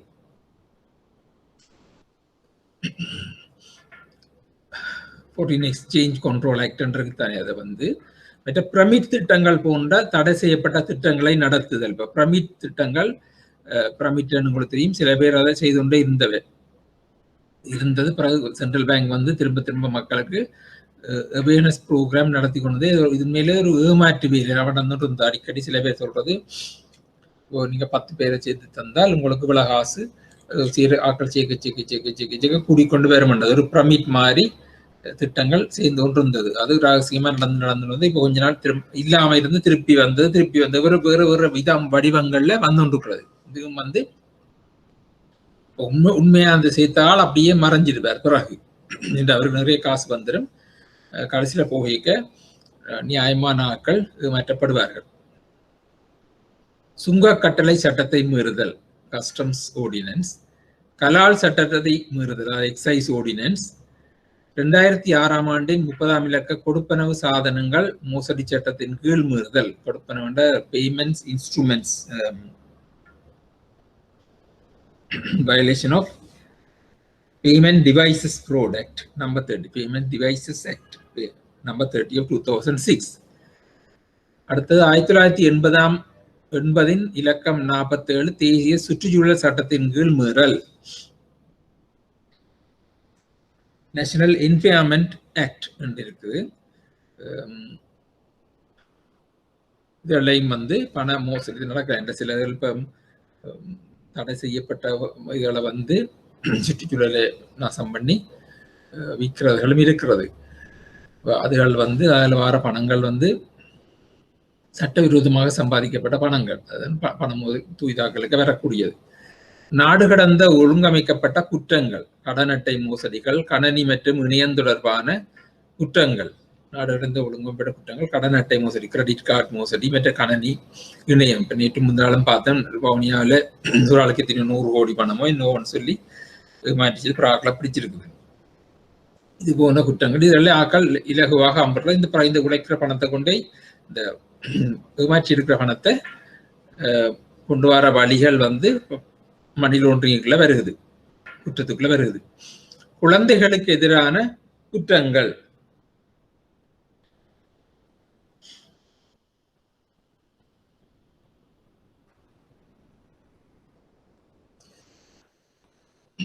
எந்த குற்றத்துக்கும் வேறு எந்த சட்டத்தின் கீழும் மரண தண்டனை அல்லது 5 ஆண்டுகள் அல்லது அதற்கு மேற்பட்ட காலத்துக்கு சிறை தண்டனை விதிக்கப்படும். இப்ப இதுல வந்து எந்த குற்றத்துக்கும் வேறு எந்த சட்டத்தின் கீழும் மரண தண்டனை அல்லது 5 ஆண்டுகள் அல்லது அதற்கு மேற்பட்ட காலத்துக்கு சிறை தண்டனை விதிக்கப்படும். இப்ப இந்த குற்றங்களுக்கு மற்ற சட்டங்களுக்கு கீழே வார தான் சொல்லப்படுது. மணி லாண்டரிங்ல அங்கால முன்னுக்கு நாங்கள் பார்த்தனாங்க.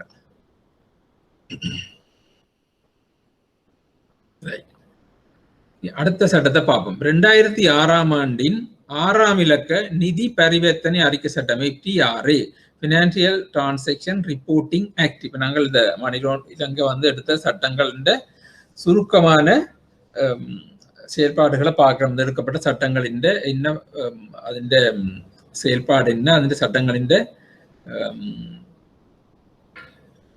சட்டத்துக்குள்ள என்ன விடயங்கள் அடங்கப்பட்டிருக்குன்னு சொல்லி நாங்கள் பார்த்துருக்கிறோம். இந்த ஃபினான்சியல் டிரான்சாக்ஷன் ரிப்போர்ட்டிங் ஆக்டில் என்ன சொல்லப்பட்டிருக்கு, 2006ஆம் ஆண்டின் 6ஆம் இலக்க நிதிப்பரிவு சட்டம். அதுல வந்து நிதியியல் உளவறுதல் பிரிவு அமைத்தல், ஃபினான்சியல் இன்டெலிஜென்ஸ் யூனிட் வந்து நிறுவப்பட்டிருக்கு இந்த சட்டத்துக்கு கீழே தான். நிதியியல் உளவறுதல் பிரிவின் அதிகாரங்கள் மற்றும் செயல்பாடுகள், அப்ப இது கீழே தான் சொல்லப்பட்டிருக்கு. இந்த நிதியியல் உளவறுதல் பிரிவுக்கு உள்ள அதிகாரங்களும் செயல்பாடுகளும் என்னென்னு சொல்லப்பட்டிருக்கு. மற்றது உத்தரவு பெற்ற நிறுவனங்கள் சரியான இந்த விழிப்புணர்வு நடவடிக்கைகளை எடுக்க வேண்டும். உத்தரவு பெற்ற லைசன்ஸ் இன்ஸ்டிடியூஷன்ஸ் சரிதானே, டியூ டெலிஜென்ஸ் என்று சொல்றது, சரியான விழிப்புணர்வு நடவடிக்கைகளை எடுக்க வேண்டும்.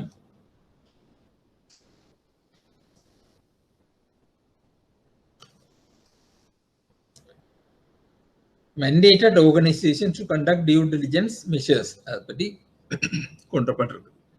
mandated institutions, organizations to conduct due diligence measures. உத்தரவு பெற்ற அதாவது மெண்டேட் உத்தரவு பெற்ற அமைப்புகளின் பொறுப்புகள் அது நிறுவனங்களுடைய பொறுப்புகள் என்னென்று ரெஸ்பான்சிபிலிட்டிஸ் என்னென்று இணங்காதவர்களுக்கு அபராதம் அதாவது நான் கம்ப்ளைண்ட்ஸுக்கு பெனால்டிஸ் என்ன போடுறது. அப்ப இதை இந்த சட்டம் அதாவது 2006ஆம் ஆண்டின் 6ஆம் இலக்க நிதி பரிவர்த்தனை சட்டத்துல உள்ள விடயங்கள் தான் இந்த சம்மரி மாதிரி உங்களுக்கு சொல்லப்பட்டிருக்கு. என்னது முதலாவது இந்த சட்டத்துக்கு கீழே தான் நிதி உளவறுதல் பிரிவு அமைக்கப்பட்டிருக்கிறது, பினான்சியல் இன்டெலிஜென்ஸ் யூனிட். அதோட நிதி உளவறுதல் பிரிவின் அதிகாரங்கள் மற்றும் செயல்பாடுகளை சொல்லப்பட்டு கிடக்கு. உத்தரவு பெற்ற நிறுவனங்கள் சரியான மிகுந்த விழிப்புணர்வு நடவடிக்கை எடுக்க வேண்டும் என்று சொல்லப்பட்டிருக்கு இந்த FTRAக்குள்ள. அடுத்த உத்தரவு பெற்ற நிறுவனங்கள பொறுப்புகள் என்னன்னு சொல்லப்பட்டிருக்கிறது. அடுத்த அதுக்குரிய இதுல செய்யாவிட்டால் அதுக்குரிய பெனால்டி என்னன்னு சொல்லப்பட்டிருக்கு. பெனால்டிஸ் ஃபார் நான் கம்ப்ளைண்ட்ஸ் இவ்வளவு FTRAக்குள்ள சொல்லப்பட்டிருக்கு. நாங்கள் சட்டங்களுக்குரிய இதுகளை பார்த்தோம். ரைட். அடுத்தது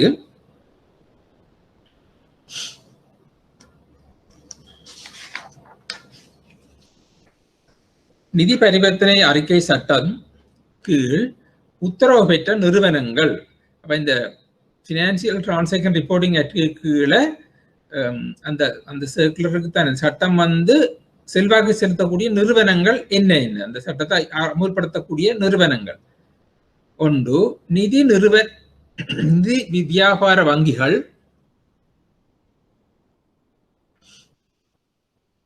நிதி கம்பெனிகள், பங்குத்தரகர்கள், நிதி கம்பெனி ஃபினான்ஸ் கம்பெனிஸ், ஃபினான்ஸ் சொல்றது கமர்ஷியல் பேங்க்ஸ்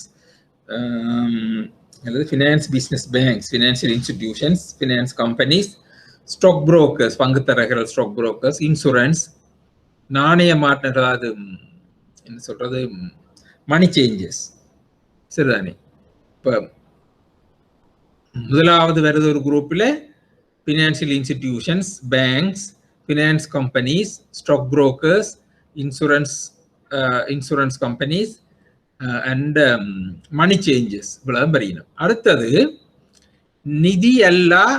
நியமிக்கப்பட்ட நிதியல்லா வியாபார மற்றும் புலமைசார் நிறுவனங்கள்.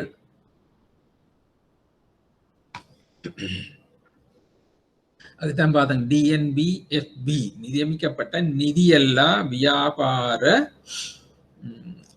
மற்றும் புலமைசார் நிறுவனங்கள்.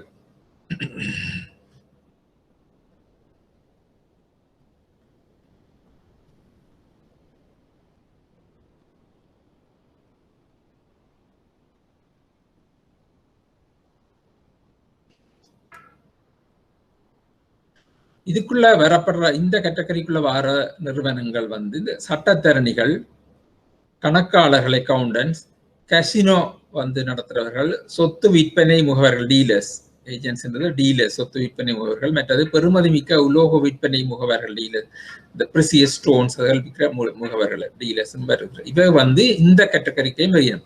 இப்ப இவையும் இந்த நிதி பரிவர்த்தனை சட்டத்தின் உட்பட்டவர்களாக வருகிறார்கள். சரிதானே? இப்ப ரெண்டு குரூப்பா பிரிச்சுட்டு கொண்டு நிதி கம்பெனிகள், வங்கிகள், மற்றது finance companies, banks, stock brokers, insurance companies and money changes. அடுத்த குரூப்ல வருது நிதி வியாபாரம் மற்றும் புலமைசார் நிறுவனங்கள், சட்டத்தரணிகள், கணக்காளர்கள், கசினோ, சொத்து விற்பனை முகவர்கள், பெருமதிக்கு உலோக முகவர்கள்.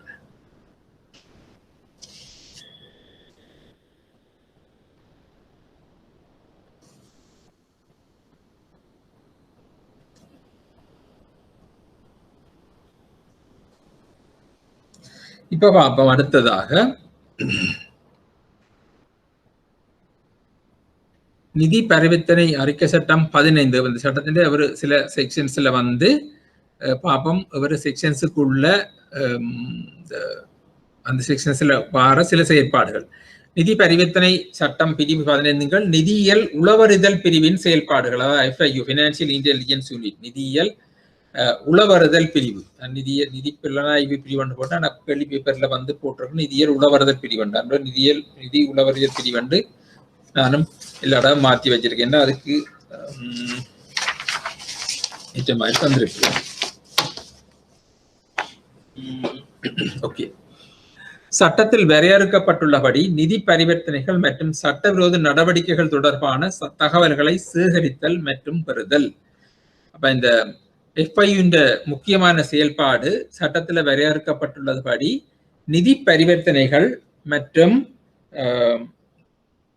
சட்டவிரோத நடவடிக்கைகள் தொடர்பான தகவல்களை சேகரித்தல் மற்றும் பெறுதல்.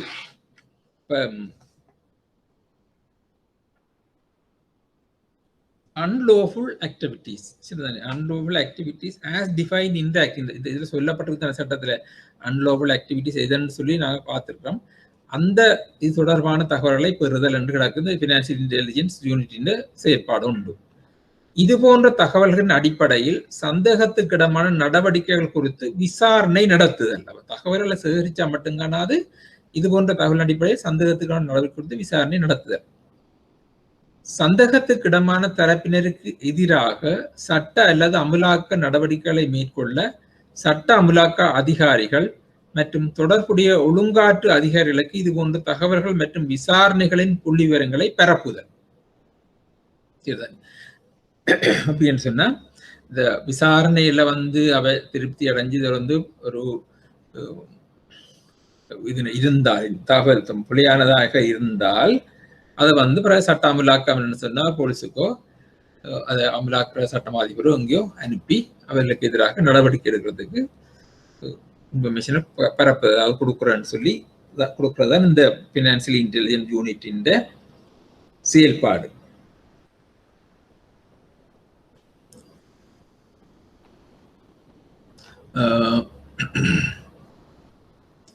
மூன்று இதை போட்டிருக்கொண்டு சட்டத்தில் வரையறுக்கப்பட்டுள்ளபடி நிதி பரிவர்த்தனை மற்றும் சட்டவிரோத நடவடிக்கை தொடர்பான தகவல்களை சேகரித்தல் மற்றும் பெறுதல். அடுத்தது இது போன்ற தகவலின் அடிப்படையில் சந்தேகத்துக்கிடமான நடவடிக்கைகள் குறித்து விசாரணை நடத்துதல், இன்வெஸ்டிகேஷன் நடத்துறது. சந்தேகத்துக்கிடமான தரப்பிற்கு எதிராக சட்ட அல்லது அமலாக்க நடவடிக்கைகளை மேற்கொள்ள சட்ட அமலாக்க அதிகாரிகள் மற்றும் தொடர்புடைய ஒழுங்குமுறை அதிகாரிகளுக்கு இது போன்ற தகவல்கள் மற்றும் விசாரணைகளை விவரங்களை பரப்புதல். இதுதான் ஃபினான்சியல் இன்டெலிஜென்ஸ் யூனிட், நிதியியல் உளவறுதல் பிரிவின் முக்கியமான செயல்பாடு. இவ நிதியியல் உளவறுதல் பிரிவு பெற்றுக்கொள்கிற முக்கியமான அறிக்கைகள் 2 அறிக்கைகள் இருக்குது. ஒன்று காசு பரிவர்த்தனை அறிக்கை, உங்களுக்கு தெரியும், அது கேஷ் டிரான்சாக்ஷன் ரிப்போர்ட். அடுத்தது மின்னணு நிதி மாற்றங்கள், எலக்ட்ரானிக் ஃபண்ட் டிரான்ஸ்ஃபர்ஸ். 2 வகையான ரிப்போர்ட்டை பெற்றுக்கொள்வார்கள்.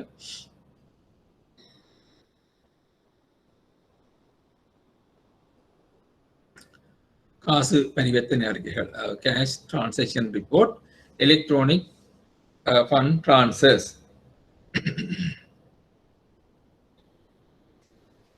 இதுல இப்ப 10 லட்சம் ரூபாய் 10 லட்சத்துக்கு மேற்பட்ட காசு மற்றும் மின்னணு பரிவர்த்தனைகள் அறிவிக்கப்பட வேணும். அது அந்த 2 வீக்ஸுக்கு ஒருக்கா இடையில அறிவிக்கணும்.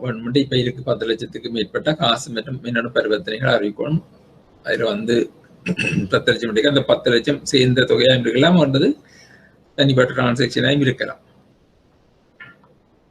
அது நிதியியல் உளவறுதல் பிரிவில் செயல்பாடு. நிதி பரிவர்த்தனை அறிக்கை சட்டத்தின் பிரிவு 7 செக்ஷன் 7 அந்த FTRIல நிதி பரிவர்த்தனை அறிக்கை சட்டத்தின் பிரிவு 7 சந்தேகத்துக்கு இடமான பரிவர்த்தனை அறிக்கை ஏதேனும் பரிவர்த்தனை அல்லது பரிவர்த்தனை டிரான்சாக்ஷன் சந்தேகத்துக்கிடமான பரிவர்த்தனை அறிக்கை ஏதேனும் பரிவர்த்தனை அல்லது முயற்சிக்கப்பட்ட பரிவர்த்தனை எந்த ஒரு சட்டவிரோத நடவடிக்கையுடன் அல்லது எந்த ஒரு குற்றவியல் குற்றத்துடன் தொடர்புடையதாக இருக்கலாம் என்று சந்தேகிக்க நியாயமான காரணங்கள் இருந்தால் அஞ்சல், மின்னஞ்சல்ல, இமெயில் அல்லது தொலைபேசி அழைப்பு மூலம் புகாரளிக்கப்பட வேண்டியதுடன் 24 மணி நேரத்துக்குள் எழுத்துப்பூர்வமாக பின்தொடர வேண்டும்.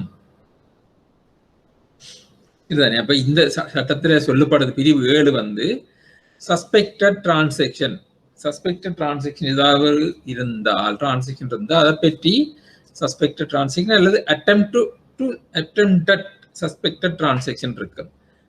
முயற்சிக்கப்பட்ட பரிவர்த்தனை ஏதாவது சட்டவிரோத நடவடிக்கையில அல்லது ஒரு குற்றவியல் குற்றத்துடன் தொடர்புடையதாக இருக்குது என்று சந்தேகிக்க நியாயமான ரீசனபிள் கிரவுண்ட்ஸ் இருக்கணும். இருந்தால் அதை உடனடியாக இந்த பிரிவுக்கு அறிவிக்கணும்.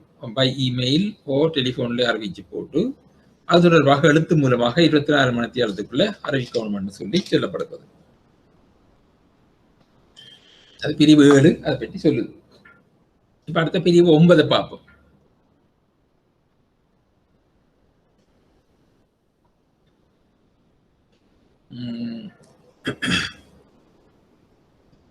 மற்ற கட்சிதாரர்களுக்கு தகவல்களை வெளியிடக்கூடாது.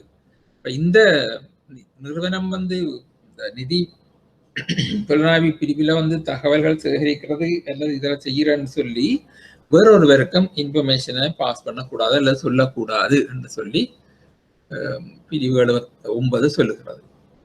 சரிதானே? நிதி பரிவர்த்தனை அறிக்கை சட்டத்தின் பிரிவு 12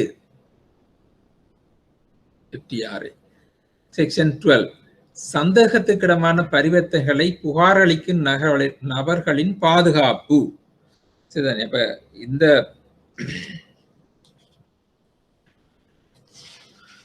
சந்தேகத்துக்கிடமான இந்த சஸ்பெக்டட் டிரான்சாக்ஷன்ஸ் இருக்குத்தானே, இதை செய்யற நபர்களுக்கு பாதுகாப்பு இருக்க வேணும்.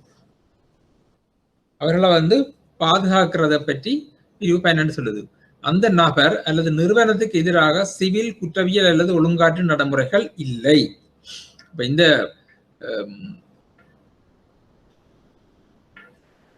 STR சஸ்பெக்டட் டிரான்சாக்ஷன் ரிப்போர்ட்டிங் இதை அவைக்கு அறிவிக்கிற நபர்களுக்கு எதிராக இந்த நடவடிக்கையும் எடுக்கக்கூடாதுன்னு சொல்லி அந்த நபர் அந்த நிறுவனத்துக்கு எதிராக சிவில், குற்றவியல் அல்லது ஒழுங்காற்று நடவடிக்கைகள் இல்லை என்று சொல்லி பிரிவு 12 சொல்லுது. ரைட். நிதியியல் உளவர்தல் பிரிவின் பிரதான செயல்பாடுகள். இந்த சின்ன சின்ன கேள்வியெல்லாம் உங்களுக்கு வரலாம். இதையும் பார்த்தா கடைசி ஒரு பேப்பர்ல கிடக்குது கேள்வி. இந்த பிரதான செயல்பாடுகள் என்னன்னு கேட்டோம்.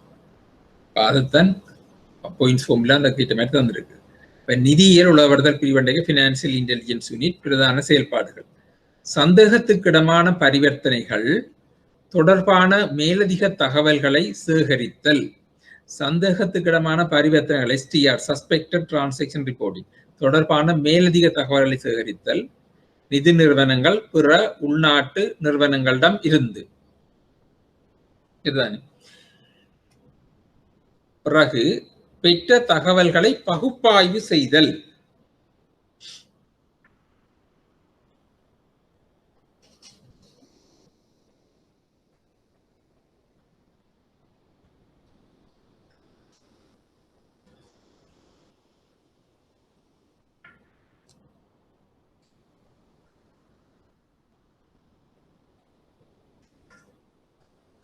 பெற்ற தகவல்களை பகுப்பாய்வு செய்தல். Analyse the information received. பகுப்பாய்வு செய்தல். பகுப்பாய்வு முடிவுகளை சட்ட அமுலாக்க அதிகாரிகளுக்கும் மேற்பார்வை அதிகாரிகளுக்கும் தெரியப்படுத்தல். சட்ட அமுலாக்க லோ என்ஃபோர்ஸ்மெண்ட் அத்தாரிட்டின்னு சொல்றது. சட்ட அமுலாக்க அதிகாரிகள் மேற்பார்வை அதிகாரி சூப்பர்வைசிங் அத்தாரிட்டிக்கு தெரியப்படுத்துதல். இந்த அனலைஸ் பண்ணி பெற்ற இன்ஃபர்மேஷன் அவர்களுக்கு அறிவிக்கணும். தேவைப்பட்டால் சட்டம் ஏதாவது தொடர்ந்து நடவடிக்கை எடுக்கணும்னா அவர்களுக்கு அறிவிக்கணும். விதிகள் ஒழுங்குமுறைகளை வழங்குதல். விதிகள் ஒழுங்குமுறை இஷ்யூ ரூல்ஸ் அண்ட் ரெகுலேஷன்ஸ். இதுக்கு இந்த ஃபினான்சியல் இன்ஸ்டிடியூஷன்ஸுக்கு விதிகள் ரூல்ஸ் அண்ட் ரெகுலேஷன்ஸை என்ன செய்யணும்னு அறிவித்தல்களை வழங்க வேணும். அப்போ ஃபினான்சியல் இன்ஸ்டிடியூஷன் நிதி உளவர்தல் பிரிவின் முக்கியமான செயல்பாடு பெற்ற தகவல்களை பகுப்பாய்வு செய்தல், பகுப்பாய்வு முடிவுகளை சட்ட அமுலாக்க அதிகாரிகளுக்கும் மேற்பார்வை அதிகாரிகளுக்கும் தெரியப்படுத்தல், விதிகள் ஒழுங்குமுறைகளை வழங்குதல். 3 போட்டிருக்கிறோம். 4வது நிதி பரிவர்த்தனை அறிக்கை சட்டம் பிரிவு 15(1) படி பரிசோதனை மேற்கொள்வது. அடுத்தது நிதி பரிவர்த்தனை அறிக்கை சட்டம் 15(1)(e) மற்றும் N படி பரிசோதனை மேற்கொள்வது நிதி உளவர்தல் பிரிவால் ஒழுங்குபடுத்துவர்களின் மூலம். பினான்சியல் யூனிட் மற்றது ரெகுலேட்டர்ஸ். பங்குதாரர்கள் பொதுமக்களுக்கான பயிற்சி திட்டங்களை வழங்குதல். பங்குதாரர்கள் பொதுமக்கள். பங்குதாரர் என்று சொல்றது ஸ்டேக் ஹோல்டர்ஸ் மற்றும் ஜெனரல் பப்ளிக். பயிற்சி திட்டங்களை ட்ரைனிங் ப்ரோக்ராம்ஸ் நடத்துறது. உள்நாட்டு நிறுவனங்களுடன் உடன்படிக்கைகளில் நுழைதல். உள்நாட்டு நிறுவனங்களுடன் உடன்படிக்கைகளில் நுழைதல் இன்றைக்கு தேவைப்படைக்க entering agreements with domestic institution தேவைப்பட்டால் நுழைதல். நிதி பரிவர்த்தனை அறிக்கை சட்ட பிரிவு 17 படி ஏனைய பங்குதாரருடன் நிதியியல் உளவர்தல்களுடன் புரிந்துணர்வு ஒப்பந்தங்களில் நுழைதல். தேவைப்படைக்க ஏனைய பங்குதாரருடன் இந்த இது தொடர்பான புரிந்துணர்வு ஒப்பந்தங்கள்ல நுழையிறது. இந்த பிரிவு FTRA சட்டப்பிரிவு 17 படி தேவைப்படைக்க ஒப்பந்தங்களை ஏற்படுத்தி கொள்றது. இப்ப இதுதான் வந்து FIU இந்த முக்கியமான செயல்பாடுகள்.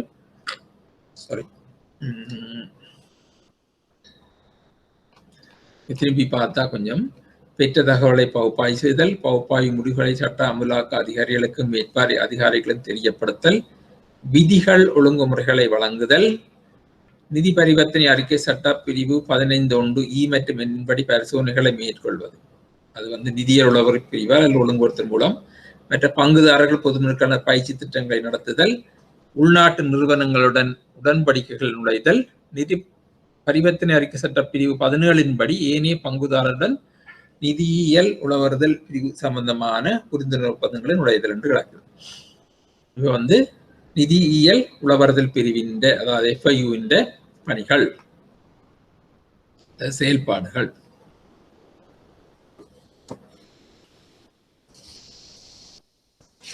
இனி அடுத்தது பார்ப்போம். அறிக்கையிடம், அதாவது அறிக்கைன்னு சொல்றது புகார்றது FTRA Financial Transaction Reporting Act Section 2(1) நிறுவனங்களின் சட்ட ரீதியான கடமைகள். அதாவது இப்ப பேங்க் வந்து இந்த பேங்க் நாங்க சொன்னாங்க சில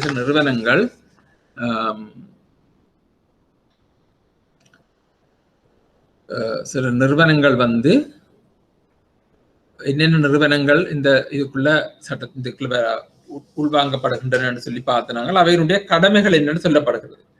நிதி பரிவர்த்தனை அறிக்கை சட்டம் பிரிவு 2(1) படி கணக்கு வைத்திருப்பவரை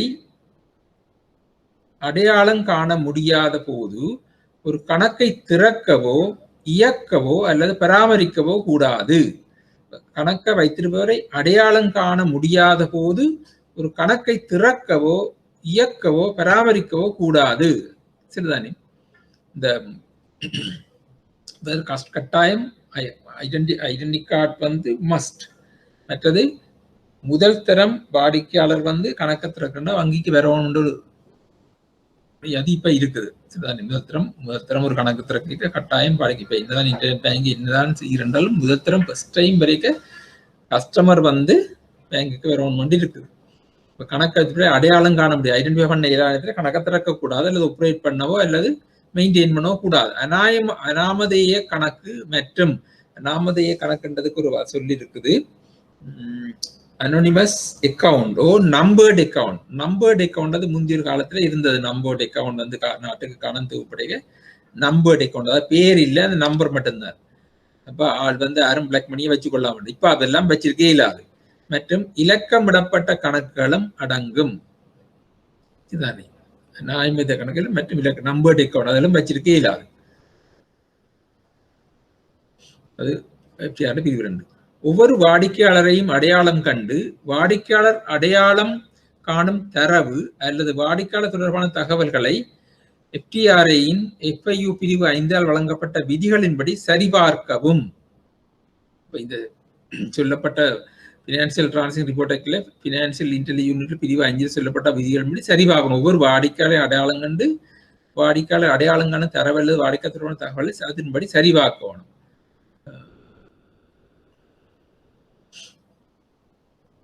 சில இதில் வந்து சாங்ஷன் லிஸ்ட் இருக்குது. அந்த லிஸ்ட்ல வந்து இல்லாதாக்களையும் இருக்கவும் வேண்டும். அடுத்தது வாடிக்கையாளர் தொடர்ந்து அவர் பற்றிய விழிப்புணர்வு டியூ டிலிஜென்ஸ் மற்றும் ஆய்வுகளை நடத்தல். கஸ்டமர் டியூ டிலிஜென்ஸ் இருக்குத்தானே, அது ஒருக்கா மட்டுமே இல்லை, தேவைப்படுற நேரங்கள்ல தொடர்ந்து அந்த கஸ்டமர் டியூ டிலிஜென்ஸ் நடத்த வேண்டும்.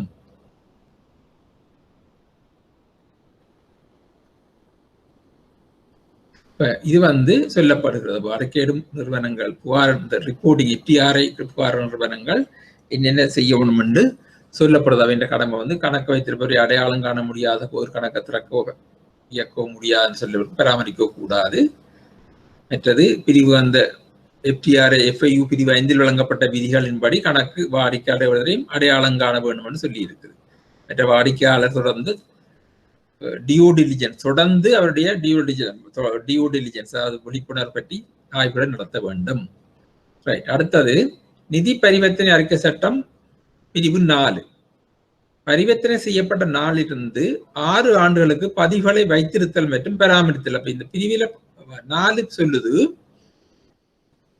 இந்த ரெக்கார்ட்ஸ் கீப்பிங் வந்து 6 வருஷத்துக்கு, அதாவது டிரான்சாக்ஷன் நடந்து 6 வருஷத்துக்கு குறைஞ்சது ரெக்கார்ட்ஸை வச்சிருக்கணும்னு சொல்லுது.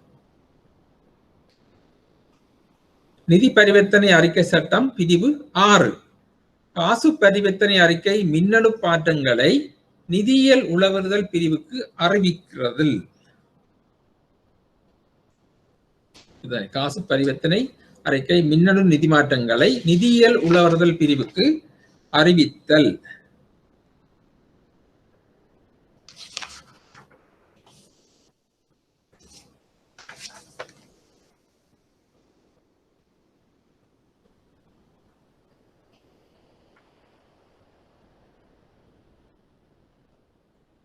பிரிவு 6 தான் சொல்லுது அறிவிக்கிறத பற்றி. பிரிவு 7 நிதி பரிவர்த்தனை அறிக்கை சட்டம் பிரிவு 7 வந்து சந்தேகத்துக்கிடமான பரிவர்த்தனை அறிக்கைகள் STR சஸ்பெக்டட் டிரான்சாக்ஷன் ரிப்போர்ட்ல கண்டறிந்து புகார் அளிக்கிறது. அது வந்து பிரிவு 7.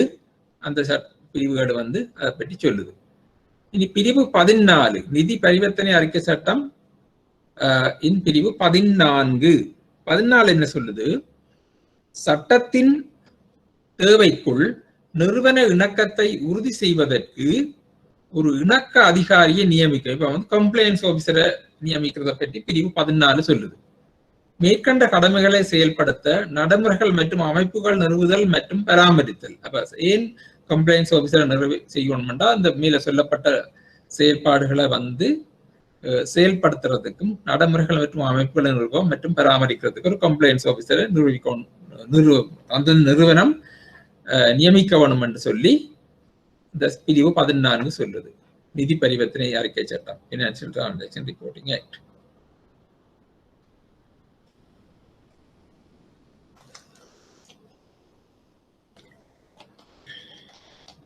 ரைட். அடுத்தது நிதி பரிவர்த்தனை அறிக்கை சட்டம் பிரிவு 15 படி நிதியியல் உளவுறுதல் பிரிவுக்கான நியாயாதிக்க அதிகாரங்கள். நாங்க பாத்துறாங்க வேண்டிய செயல்பாடுகள் எல்லாம் பார்த்துட்டு வந்தாலும் என்னென்ன அதிகாரம் இருக்கு, அந்த அதிகாரத்துக்கு உட்பட்டுத்தான் செயல்படணும். அதை மிஞ்சியும் செயல்பட இல்லாது. அப்ப அந்த அதிகாரங்கள் என்னன்னு பார்த்தால் பிரிவு 15(2) சொல்லப்படுகிறது. FTRA பிரிவு 15(2) சட்டத்துல சொல்லப்படுகிறது. 7 நாட்களுக்கு பரிவர்த்தனைகளை நிறுத்துதல். அப்ப இதன்படியும் 7 நாட்களுக்குத்தான் இந்த பரிவர்த்தனையை நிறுத்த இயலும். ஒரு கணக்கின்ற ஒரு வாடிக்கையாளர் கணக்கில தங்களுக்கு சந்தேகம் ஏற்பட்டா அவர் அந்த கணக்கை வந்து ஹோல்ட் பண்ணி வைக்கிறது 7 நாளைக்கு. குறிப்பிட்ட கணக்கு அல்லது அனைத்து கணக்குகளை நிறுத்துதல், ஒரு பர்டிகுலர் அக்கௌண்ட் அல்லது இந்த கஸ்டமருடைய முழு கணக்கை நிப்பாட்டுறது. பற்றுகள் எதுவும் அனுமதிக்கப்படாது. Debits not allowed. 7 நாட்களுக்கு பிறகு மேல் நீதிமன்றத்தில் மூலம் நீடிப்பு. அப்ப இந்த 7 நாட்களுக்குள்ள அவர் விசாரணை செய்து அதுக்குள்ள அவர் ஒரு முடிவுக்குள்ள வர வேண்டும். வர இயலாட்டித்தான் இன்னும் விசாரணை செய்யணும்டா கோர்ட்ஸுக்கு போகணும். அப்ப ஹைகோர்ட்டுக்கு போய் கொழும்பு டிஸ்ட்ரிக்ட் கொழும்பு ஹைகோர்ட்ல போய் அங்க பெர்மிஷன் எடுத்து தான் அந்த 7 நாளைக்கு மேல அந்த அக்கௌண்ட ஹோல்ட வந்து நீட்டிக்க முடியும். அதிகாரங்கள் FIU வந்தா போல இல்லாமல் இல்லை. அந்த என்னென்ன அதிகாரம் வந்து பிரிவு சொல்லப்படுது. அதுல குறிப்பிட்டது வந்தால் அந்த ஒரு 7 நாளுக்கு பரிவர்த்தனை நிறுத்துதல், டிரான்சாக்ஷன் நிப்பாட்டுறது, குறிப்பிட்ட கணக்கில் அனைத்து கணக்கை நிறுத்திலும் டெபிட்ஸ் நோட் அலவுட் என்று சொல்லிலும் அது இந்த 7 நாளுக்கு தான். இல்லைன்னு சொன்னால் அதுக்கு மேல் என்றால் ஹைகோர்ட்டின் அனுமதியை எடுத்து மேலும் நீட்டிக்க முடியும். நிதி பரிவர்த்தனை அறிக்கை சட்டம் 19 அபராதம் விதித்தல். இப்ப வந்து அபராதம் விதிக்கிறது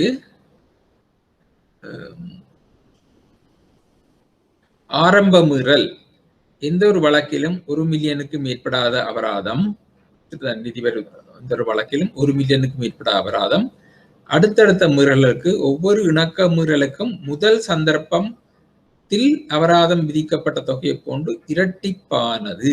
முதல் 1 மில்லியனுக்கு மேற்படாத அபராதம் என்றா முதல் 1 மில்லியன் 7 லட்சம் வித்திருந்தால், 2ஆந்திரம் மீறி போயிருந்தால் 14 லட்சம், 3ஆந்திரம் 28 லட்சம், அப்படித்தான் வருது. ஒவ்வொரு இணக்கத்தும் அடுத்தடுத்த மீறலுக்கு ஒவ்வொரு இணக்கங்களுக்கும் முதல் சந்தர்ப்பத்தில் அபராதம் விதிக்கப்பட்ட தொகையை போன்று இரட்டிப்பானது.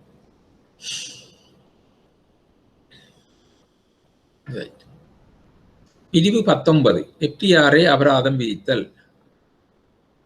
இதுல அந்த அபராதம் யாருக்கு விதிக்கப்படுது? இந்த நிதி நிறுவனங்களால் சொந்தம் தானே, அந்த நிறுவனங்களுக்கு தான் அந்த குற்றம் பெறுகுது, இந்த அபராதம் பெறப்போகுது. நிதி நிறுவனங்கள் மற்றது சொல்லப்பட்டாங்க, நிதி எல்லா நிறுவனங்கள் எல்லாம் சொல்லப்பட்டதானே, அந்த நிறுவனங்கள் தான் சொல்லப்படுது. இதுல அபராதம் விதிக்கிறது என்னத்துக்கு அபராதம் விதிக்கிறேன்னு பார்த்தேன்னு சொன்னால் என்னது குற்றமாக கருதப்படுது? FTRAயின் பிரிவு 2 மீறும் வைப்பு சான்றிதழை பராமரித்தல். சர்டிபிகேட் ஆஃப் டிபாசிட் இருக்குது. சர்டிபிகேட் ஆஃப் டிபாசிட் இப்ப இல்ல, முந்தி இருந்தது. சர்டிபிகேட் டிபாசிட்ல பேர் இல்ல. அது அந்த பிளாக் மணியை ஒரு ஒழுங்குபடுத்த அமைப்புக்குள்ள கொண்டாடுறதுக்காண்டி ஒரு காலத்துல கொண்டு வரப்பட்டது. அறம் தங்களை பிளாக் மணியை டிபாசிட் பண்ணலாம் பேங்க்ல. இப்ப அதை அதுல பேர் ஒன்றும் இராது, டேட்டும் அமௌண்ட்டும் இருக்கிறது. இப்ப திறக்க இல்லாது. அப்படி வச்சிருந்தா குற்றம், தண்டம் கட்ட வேண்டி வரும். அடுத்தது 2016ஆம் ஆண்டின் வாடிக்கையாளர் உரிய விழிப்புணர்வு விதியன் 1 மீறும் சரியான காரணத்தை பெறாமல் ஒரு நபருக்கு 30 கணக்குகளை திறத்தல். 2016ஆம் ஆண்டின் வாடிக்கையாளர் உரிய விழிப்புணர்வு CDD கஸ்டமர் டியூ டிலிஜென்ஸ் விதியன் 1 மீறும் சரியான காரணத்தை பெறாமல் ஒரு நபருக்கு 30 கணக்குகளை திறத்தல். ஒரு ஆளுக்கு 30 கணக்கு எனக்கு தேவையில்லைத்தானே, ஆனால் சில நேரத்துல திறந்தால் அதிகம் அந்த 30 கணக்கை திறந்தால் திறந்த நிறுவனத்துக்கு பெனால்டி கொடுப்படும். சந்தேகத்துக்கு இடமான பரிவர்த்தனை அறிக்கைகளை சரியான நேரத்தில் சமர்ப்பிக்க தவறுவது. STR சஸ்பெக்டட் டிரான்சாக்ஷன் ரிப்போர்ட்டிங் டைமுக்கு போகணும். சப்மிட் பண்ணாவிட்டால் அதுக்கும் பெனால்டி போடப்படும் என்றுதான் சொல்லப்படுகிறது.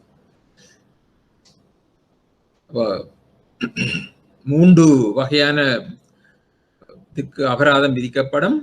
ஒன்று சொல்லப்பட்ட முதலாவது சொல்லப்பட்டதான கணக்கு நம்பர் அக்கவுண்ட் அல்லது பேர் சரியா ஐடென்டிபிகேஷன் இல்லாமல் அதில் வச்சிருந்த கணக்கில் திறந்தா அதுக்கும் அபராதம். அதே போல வைப்பு சான்றிதழை பராமரித்தால் சர்டிபிகேட் டிபாசிட் இருந்தால் அபராதம் இருக்குது. அதே போல ஒரு நபருக்கு சரியான கஸ்டமர் டியூ டிலிஜென்ஸ் ஒன்றும் பெறாமல் 30 கணக்கு வச்சிருந்தாலும் தண்டம் விதிக்கப்படும். சரியான நேரத்துக்குள்ள reporting charge suspected transaction reporting பார்த்து நாங்கள் 1 பில்லியனுக்கு மேற்பட்ட டிரான்சாக்ஷன் ரிப்போர்ட் பண்ணணும் once in 2 weeks. அது ரிப்போர்ட்டிங் இல்லாட்டி சமர்ப்பிக்காட்டியும் தண்டம் விதிக்கப்படும் இந்த நிறுவனங்களுக்கு.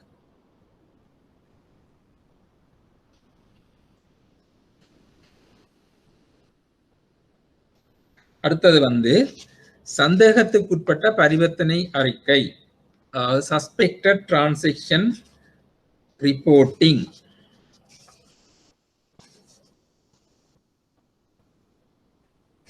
சஸ்பெக்டட் டிரான்சாக்ஷன் ரிப்போர்ட்டிங் STR சொல்றது இப்ப பார்த்த நாங்கள். அதுல தேவைப்பாடு ரிக்வயர்மெண்ட் என்னன்னு சொல்லி பார்ப்போம்.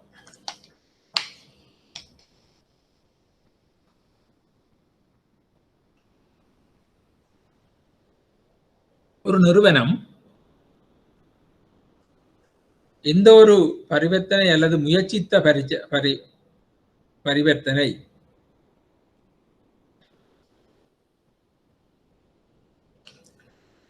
எந்த ஒரு சட்டவிரோத நடவடிக்கை அல்லது வேறு ஏதேனும் குற்றவியல் குற்றங்களுடன் தொடர்புடையதாக இருக்கலாம் என்று சந்தேகிக்க நியாயமான காரணங்கள்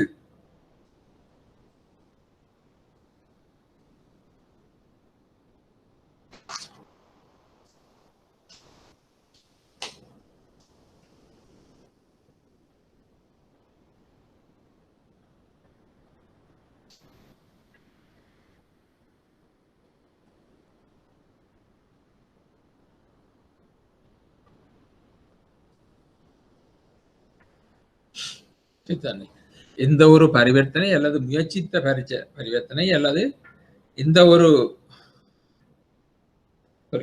பரிவர்த்தனை அல்லது முயற்சித்த பரிவர்த்தனை எந்த ஒரு சட்டவிரோத நடவடிக்கை அல்லது ஏதேனும் குற்றவியல் குற்றங்களுடன் தொடர்புடையதாக இருக்கலாம் என்று சந்தேகிக்க நியாயமான காரணங்கள் அல்லது ரீசனபிள் கிரவுண்ட்ஸ் இருக்கணும். ஒரு சந்தேகத்தை சும்மா கண்டவாட்டு சந்தேகிக்க கூடாது, இருக்கணும். அல்லது சந்தேகத்துக்குரிய தகவல் பொருத்தமானதாக இருக்கலாம். எப்படி 2005ஆம் ஆண்டின் 25ஆம் இலக்க பயங்கரவாத சட்டத்தின் நிதியுதவியை ஒடுக்குவதற்கான மாநாட்டின் விதிகளின் கீழ் ஒரு குற்றத்துக்கு தயாராகும் செயலுக்கு 2005ஆம் ஆண்டு 25ஆம் இலக்க பயங்கரவாத சட்ட நிதி ஒடுக்குவதற்கான மாநாட்டின் விதிகளின் கீழ் ஒரு குற்றத்துக்கு தயாராகும் செயலுக்கு இப்படி ஒன்று நடக்க போகுதுன்னு தெரிஞ்ச சந்தேகிக்கிறதுக்கு காரணம்.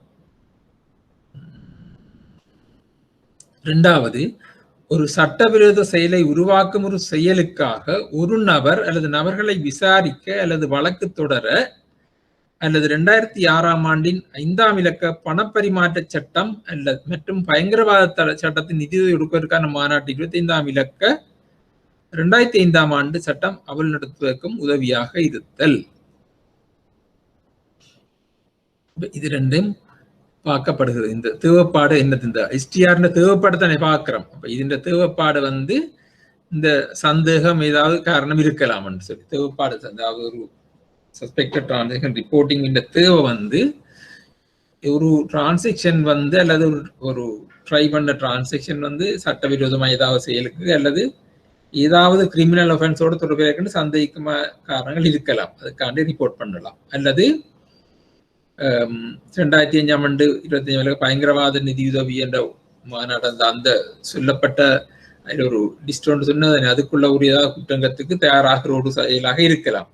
இல்ல ஒரு சட்டவிரோத செயலை உருவாக்குற ஒரு செயலுக்காக ஒரு நபரை விசாரிக்க அல்லது வழக்கு தொடர இந்த 2006ஆம் ஆண்டின் 5ஆம் இலக்க பணம் பரிமாற்ற சட்டம் மற்றும் பயங்கரவாத சட்டத்தின் நிதியுதவி ஒடுக்குவதற்கான மாநாடு இந்த சட்டம் 2005ஆம் ஆண்டு 25ஆம் இலக்க சட்டத்தை அமல்படுத்த உதவியாக இருக்கிறது தான் இந்த STR பிரயோகிக்கப்படுகிறது, பிரியோசனமாக பாவிக்கப்படுகிறது, தேவைப்படுகிறது. இந்த நிறுவனம் அந்த சந்தேகம் உருவாகி அல்லது தகவலை பெற்றபின் நடைமுறைக்கு வந்தவுடன், ஆனால் அதிலிருந்து 2 வேலை நாட்களுக்கு பிந்தாமல் பரிவர்த்தனை அல்லது முயற்சித்த பரிவர்த்தனை அல்லது தகவல்களை நிதி புலனாய்வு பிரிவுக்கு தெரிவிக்க வேண்டும். இதுதான் பிரச்சனை. அந்த நிறுவனம் இப்படி ஒரு டவுட் வந்துட்டா, சந்தேகம் வந்துட்டா, அந்த தகவலை பெற்ற பிறகு, அந்த இன்ஃபர்மேஷன் எடுத்த பிறகு நடைமுறைக்கு வந்தவுடன், ஆனால் அதிலிருந்து 2 வேலை நாட்களுக்கு பிந்தாமல் பரிவர்த்தனை அல்லது முயற்சித்த பரிவர்த்தனை அல்லது தகவல்களை நிதி புலனாய்வு பிரிவுக்கு தெரிவிக்க வேண்டும். அதாவது நிதியியல் உளவரத பிரிவு, என்ன பினான்சியல் இன்டெலிஜென்ஸ் யூனிட்டுக்கு அறிவிக்க வேண்டும். நிறுவனங்கள்ல உள்ள இது சந்தேகிச்சு பேசாம இருந்தால் பிரச்சனை, இருந்தா 2 நாளுக்குள்ள அறிவிக்க வேண்டும் என்று சொல்லி சொல்லப்படுகிறது. ரைட். சந்தேகத்துக்கிடமான பரிவர்த்தனை அறிக்கையிடல் என்றால் என்ன என்றது அடுத்தது வருது. STR. What is STR?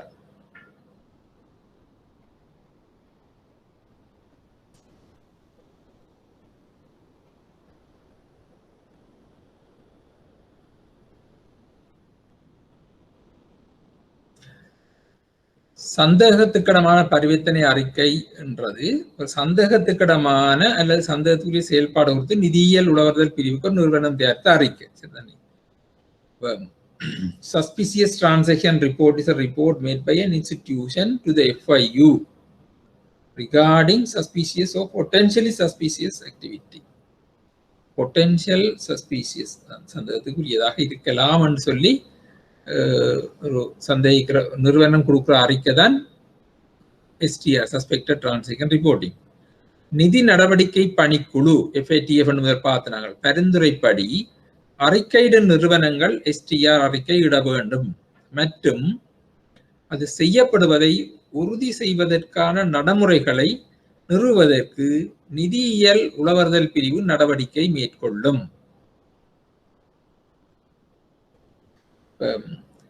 நிதி நடவடிக்கை பணிக்குழு அதன் அறிவுறுத்தலின்படிதான், ரெக்கமெண்டேஷன் அதன்படிதான் அறிக்கையிடும் நிறுவனங்கள் வந்து STR அறிக்கை இட வேணும் என்று சொல்லப்படுது. STR அது செய்யப்படுறதை உறுதிப்படுத்துறதுக்கு நிதியியல் உலகத்தை FIU வந்து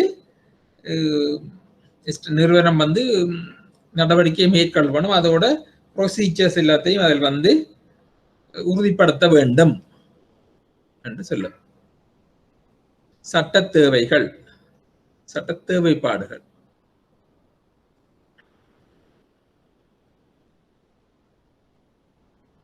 நிதி பரிவர்த்தனை அறிக்கை சட்டம் பினான்சியல் டிரான்சாக்ஷன் ரிப்போர்ட் ஆக்டின் பிரிவு 7 படி ஏதேனும் பரிவர்த்தனை அல்லது முயற்சித்த பரிவர்த்தனை எந்த ஒரு சட்டவிரோத நடவடிக்கையுடன் தொடர்புடையதாக இருக்கலாம் அல்லது எந்த ஒரு கிரிமினல் குற்றமும் தொடர்புடையதாக இருக்கலாம் என்று சந்தேகிக்க நியாயமான காரணங்கள் இருந்தால் 2 வேலை நாட்களுக்குள் இந்த நிதி புலனாய்வு பிரிவுக்கு புகார் அளிக்கப்பட வேண்டியதாகும். இது வந்து லீகல் ரெக்யமெண்ட் படி ஒரு டிரான்சாக்ஷன் வந்து ஒரு முயற்சித்த டிரான்சாக்ஷன் வந்து ட்ரை டிரான்சாக்ஷன் அல்லது ஒரு சட்டவிரோத நடவடிக்கையும் தொடர்புடைய இருக்கலாம் அல்லது எந்த ஒரு கிரிமினல் குற்றமும் தொடர்புடைய சந்தேகிக்கப்படுற நியாயமான காரணங்கள், அதாவது ரீசனல் கிரவுண்ட்ஸ்ல அந்த சந்தேகம் இருந்தால் சஸ்பெக்ட் பண்ணினால் 2 வேலை நாளைக்குள்ள பினான்சியல் இன்டெலிஜென்ஸ் யூனிட்டுக்கு புகார் அளிக்க வேண்டியதாகும். அது கட்டாயம் சொல்லி சட்ட லீகல் ரெக்யமெண்ட் சொல்லப்படுகிறது பிரிவுகளின்படி.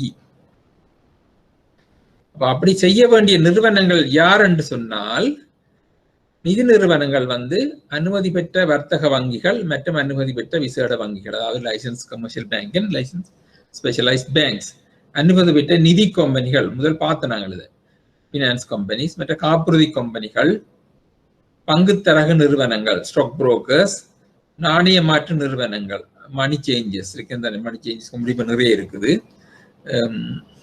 மற்ற பணம் அல்லது பெறுமதி பரிமாற்ற சேவை வழங்குனர் மணியோ value transact services,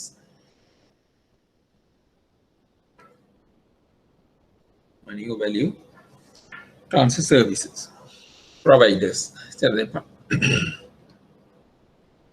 bank, specialized bank, finance companies, insurance companies, stock brokers, money changers and MBTS. இதை விட நியமிக்கப்பட்ட நிதி அல்லா designated non-financial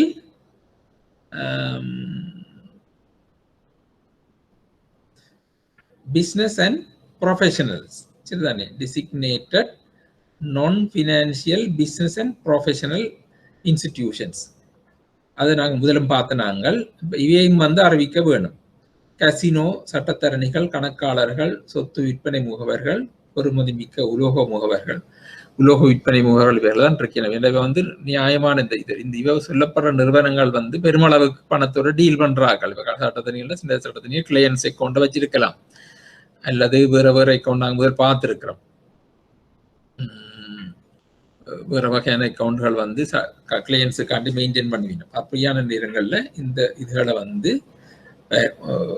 இந்த சட்டத்துக்கு கீழே அறிவிக்க வேணும். STR நிறுவனங்கள் இந்த நிறுவனம் வந்து அறிவிக்க வேணும் என்று சொல்லப்படுகிறது. சஸ்பெக்டட் டிரான்சாக்ஷன் சட்டத்தினி காணியல் சொத்துக்கள் விற்பனை இதில் எல்லாம் அவர்களுக்கு வருது அந்த கணக்காளர்கள் தான். ரைட்.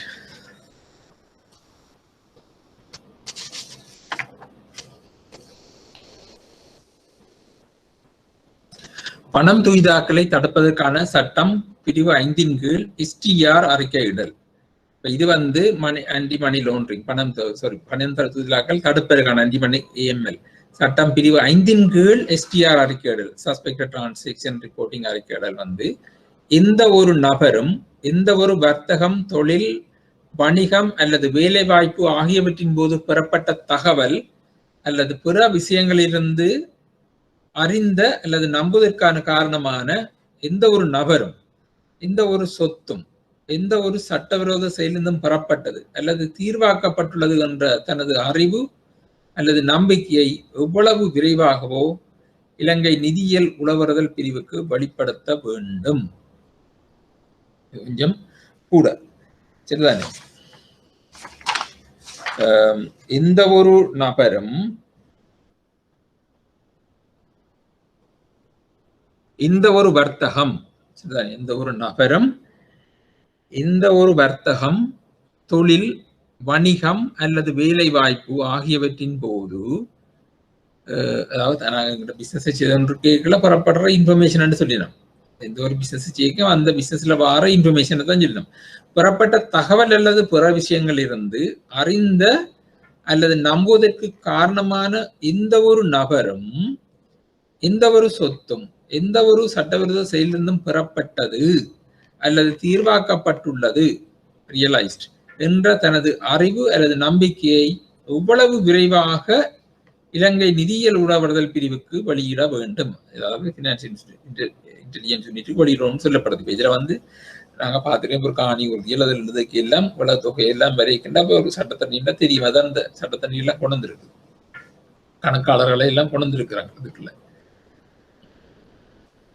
வெளியிட வேண்டும் என்று சொல்லப்படுகிறது எவ்வளவு விரைவாக வெளியிடணுமோ அவ்வளவு விரைவாக எஃப்ஐயுக்கு அறிவிக்க வேண்டும் சட்ட அமுலாக்க அதிகாரிகள்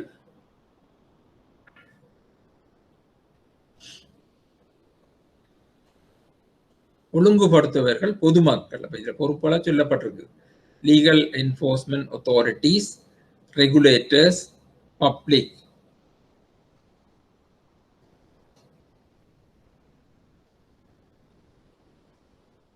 இவைகளுக்கும் இந்த விடயங்கள் தெரிந்தால் அது அறிவிக்க வேண்டும் என்று சொல்லப்படுது சட்ட அமலாக்க அதிகாரிகள் வரும்போது பொதுமக்கள் தெரியும் இதன்படி அறிக்கையிட சொல்ல வேண்டும் ரைட் அடுத்தது சந்தேகப்படும்படியான நியாயமான காரணிகள் பாப்போம் என்னன்னு சந்தேகப்படுறதுக்கு இண்டிகேட்டர்ஸ் இருக்கத்தானே வேணும் சந்தேகம் என்று சும்மா எங்களுக்கு வரும் தனிப்பட்ட போவதாபத்தில் சந்தேகப்பட இல்லாது அதுக்குரிய இண்டிகேட்டர்ஸ் இருக்கு சந்தேகப்படக்கூடிய காரணிகள் இருக்கணும் கணக்கு குறிகாட்டியில் அக்கௌண்ட்ஸ்ல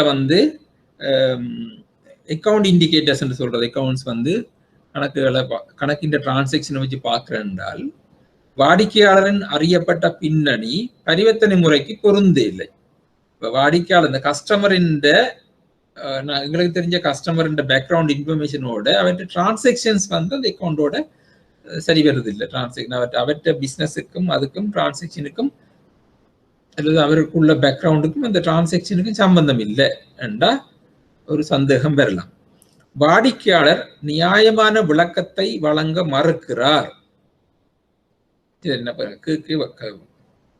பிளஃப் பண்றேன்னு சொல்லி தானே ஒரு விளக்கத்தை நாங்க கேட்கல அதை பிளஃப் பண்றது அல்லது தவறான அடையாளத்தை பயன்படுத்துகிறார் அல்லது தகவல் சரிபார்ப்பதை கடினமாக்குகிறார் சொல்றது கடினம் அப்ப make it difficult to verify information or misleading information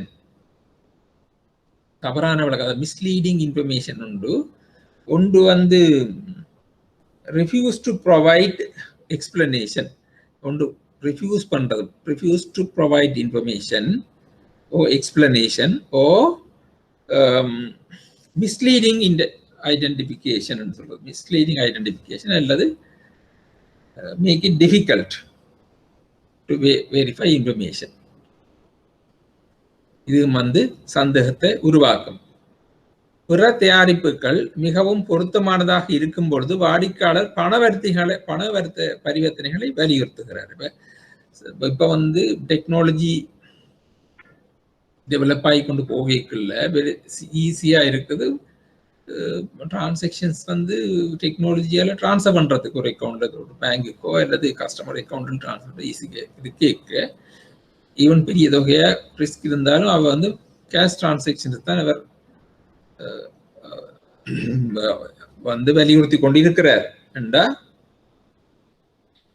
ஒரு சந்தேகம் வரக்கூடியது பண வைப்பு அல்லது திரும்ப பெறுதல் அறிக்கையிடத்தக்க பரிவர்த்தனை வரம்புகளுக்கு கீழே தொடர்ந்து வருதல் பண வைப்பு அல்லது திரும்ப பெறுதல் அறிக்கையிடத்தக்க பரிவர்த்தனை வரம்புகளுக்கு கீழே தொடர்ந்து வருதல் இப்ப டிரான்சாக்ஷன்ஸ் இப்ப 1 மில்லியன் இப்போ 1 மில்லியன் ரிப்போர்ட்டிங் என்றா அதுக்கு குறைய கணக்கா எடுத்துக்கொண்டு வர்றது 1,990,000 அப்படி சில நேரத்தில் குறைச்சி வர 950 970 அல்ல டிபாசிட்டோ விட்ரோவல் தொடர்ந்து கண்டினியூஸா சின்னவே இல்லை கண்டினியூஸ்லி அப்படியே செய்து வர்றது பல கணக்குகளின் நிதி ஒரு கணக்கில் மையப்பட்டதாக தெரிகிறது. பல கணக்குகளின் நிதி from multiple accounts. சரிதானே? Funds from multiple accounts appear to be centralized into one account. பல வேற கணக்குகளின் நிதியை இங்க மையப்படுத்துறது, இதுக்குள்ள ஒன்று டிரான்ஸ்ஃபர் பண்றது அல்லது அப்படி செய்கிறதா இருக்கும். சேர்த்து போட்டு புறம் எடுக்கிறது, மாத்துறது, பிரிக்கிறதா இருக்கும். கணக்கு ஒப்பீட்டளவில் சிறிய தொகையை வைத்திருக்கிறது, ஆனால் பெரிய தொகைக்கான இடமாற்றல் கணக்காக பயன்படுகிறது. அது இந்த வழக்கமே நடக்கிறது இல்லை. அக்கௌண்ட்ல ஃபைனல் பேலன்ஸை பார்த்தா ஒரு சின்னதா இருக்கும், ஆனா பெருந்தொகை பணம் டெய்லி டிரான்ஸ்ஃபர் பண்ணப்பட்டு இருக்கும். வரும் போகும், டிபாசிட் வரும், விட்ரோல் போகும், பெருசா இருக்கும். ஆனா அக்கௌண்ட் பேலன்ஸ் ஸ்மால் அமௌண்ட். வங்கி கடித தொடர்புக்கு ஒரே முகவரியை பயன்படுத்தும் பல வாடிக்கையாளர்கள். ஒரு அட்ரஸ அக்கவுண்ட் ஹோல்டர்ஸ் பாவிக்கிறது, அதுவும் சஸ்பிசியஸ், சந்தேகத்தை ஏற்படுத்தும். ஒரு தனிநபரின் குறித்துரைக்கப்பட்ட தொழில் நடத்தப்பட்ட பரிவர்த்தனைகளுடன் பொருந்தாது. தனிநபரின் அவர்கிட்ட ஜாப், அவர் செய்கிற வேலை அவர் செய்கிற இதோட பொருந்தாது. டிரான்சாக்ஷன்ஸுக்கும் அதுக்கும் சம்பந்தம் இல்லை. ஒரு சின்ன ஒரு வேலையை சொல்றார், அவர்கிட்ட வேலைக்கும் அவர் செய்யற டிரான்சாக்ஷனுக்கும் சம்பந்தம் இல்லை. Stated occupation of an individual does not correspond with type of transactions conducted. அந்த செய்யப்பட்ட தொழிலுக்கு பெருந்தொகை பணத்தை டிரான்சாக்ஷன் செய்கிற தொழில் ஒரு சின்ன தொழிலா இருக்கும். அப்ப அதுக்கு சம்பந்தம் இராது என்றா சந்தேகம் பெறும். பெயர், முகவரி அல்லது பிறந்ததி போன்ற அடையாளங்கள் அசாதாரண முரண்பாடுகள். ஒரே நாளில் பல பரிவர்த்தனைகள் நடத்தப்பட்டன, ஆனால் வெவ்வேறு கிளைகளில் நடத்தப்பட்டன. ஒரே நாளில் பல பரிவர்த்தனை, ஒரு நாள்ல பல டிரான்சாக்ஷன் நடத்தப்பட்டன, வெவ்வேறு கிளைகளில் நடத்தப்பட்டன.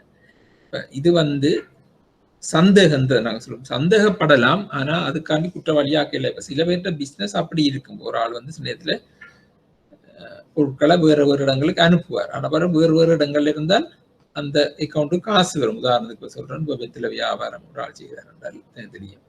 இதுல போய்க்க ஒரு இடத்துல ட்ரெயின்ல ஏற்றப்படும் வெத்தில, அப்போ வெவ்வேறு இடங்களுக்கு வெத்தில போனால் அங்கு வெவ்வேறு கிளைகள்ல இருந்து அந்த காசு அவருடைய ஒரு இடத்துல இருக்கிற கணக்குக்கு வைப்பு செய்யப்படும். அதே போல வேற பொருட்களோ அல்லது நடக்கலாம்.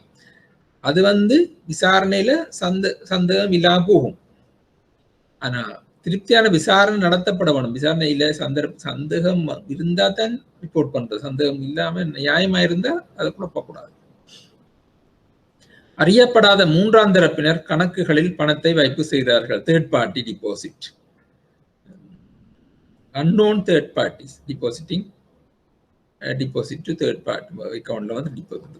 வெளிநாடுகளில் ஏடிஎம் மற்ற டெபிட் கார்டா, ஏடிஎம் கிரெடிட் கார்டை பயன்படுத்தி கணக்குகளில் வைப்பு செய்யப்படும் நிதி மீளப்பெறப்படுகிறது.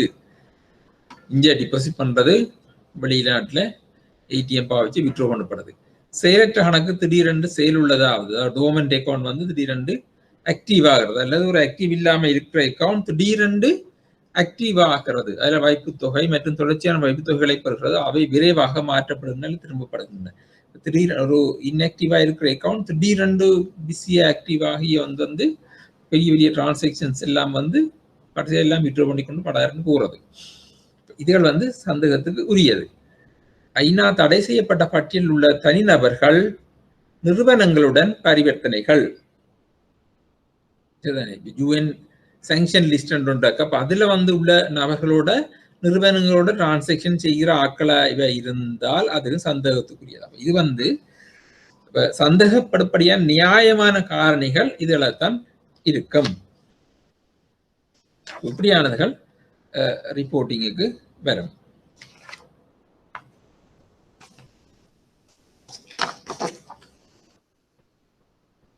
இந்த காரணிகள் இதில் ஏதாவது கேள்வி கேட்டால் அதில் நீங்கள் எழுதக்கூடிய இது பெரிய கஷ்டமான விஷயங்கள் இல்லை. இதை ஞாபகத்தில் வச்சுக்கொண்டீங்களா? சரி, திரும்ப டக்குன்னு பார்த்துட்டாங்க. இன்னும் கொஞ்சம் இருக்குது, கொஞ்சம் தான் கிடக்குது. அப்படியில பார்த்துட்டு போனா எல்லாம் சந்தேகப்படுறதா சஸ்பெக்டட் டிரான்சாக்ஷன்ஸ் இதுல ரிப்போர்ட்டிங்ல சந்தேகப்படுற காரணிகள், அக்கௌண்ட்ஸ் பேங்க் டிரான்சாக்ஷன்ஸை வச்சு பார்க்கறது, திருப்பி டக்குன்னு பார்த்துட்டு போன எல்லாம் வாடிக்கையாளர் அறியப்பட்ட பின்னணி, அதாவது கஸ்டமர் பேக்ரவுண்டும் அக்கவுண்ட் டிரான்சாக்ஷனுக்கும் சம்பந்தம் இல்லாமல் இருக்கிறது. அவர் கஸ்டமர் ஒரு நியாயமான விளக்கத்தை கொடுக்குற இல்லை, எக்ஸ்பிளனேஷன் சரியா சொல்ற இல்லை, அல்லது மிஸ்லீட் பண்றது, அல்லது அது அந்த கொடுக்குற இன்டிவிஜுவல் அது மேக் இட் டிஃபிகல்ட். மற்றது வேற ப்ராடக்ட்ஸ் இருக்குல்ல கேஷ் டிரான்சாக்ஷன் தான் ப்ரிஃபர் பண்றது. மற்ற அந்த டிபாசிட் அல்லது விட்ரோவல் எங்களோட ரிப்போர்ட்டிங் 1 மில்லியன் இருக்கு தானே, அதுக்கு குறைய தொடர்ந்து வாரது. பல கணக்கில் நிதி ஒரு கணக்கில் மையப்பட்டாதிருக்கிறது, கணக்கு ஒப்பீட்டளவு சிறிய தொகை வைத்திருக்கிறது, பெரிய தொகைக்கான இடைமாற்று அதாவது டிரான்சிட் அக்கௌண்ட் மாதிரி இருக்கின்றதை இதை நாங்கள் சொல்றோம். இதெல்லாம் ஆக மோசமான செயற்பாடுகள். இந்த டிரான்சிட் அக்கௌண்டா இருக்கிறது, பல கணக்கில ஒரு மையப்படுற மாதிரி இருக்கிறது, ஒரு கணக்குக்கு ஒரு கணக்கு இது மையப்பட்ட மாதிரி மாறுது. மற்ற இதுகள் வங்கி தொடர்பு ஒரு முகவரியை பல வாடிக்கையாளர் பயன்படுத்துறது எல்லாம் கொஞ்சம் டேஞ்சரஸான விஷயங்கள். ஒரு தனிநபரின் குறித்துரைக்கப்பட்ட தொழில் நடத்தப்பட்ட பரிவர்த்தனுடன் பொருந்தாது, பெயர் முகவரி தேதி கொண்டாடைய அசாதாரண முரண்பாடு, ஒரே நாளில் பல பரிவர்த்தனை நடத்தப்பட்டன ஆனால் வெவ்வேறு கிளைகளில் நடத்தப்பட்டன. இது நடக்கக்கூடிய ரீசனபிளாயும் இருக்கலாம். உதாரணம் சொன்னால் சந்தேகப்படும்படியான ஏதாவது இருந்தால் அதை சந்தேகம் மாதிரி எடுக்கலாம், நியாயமானதாக இருந்தால் அதை சந்தேகப்பட தேவையில்லை.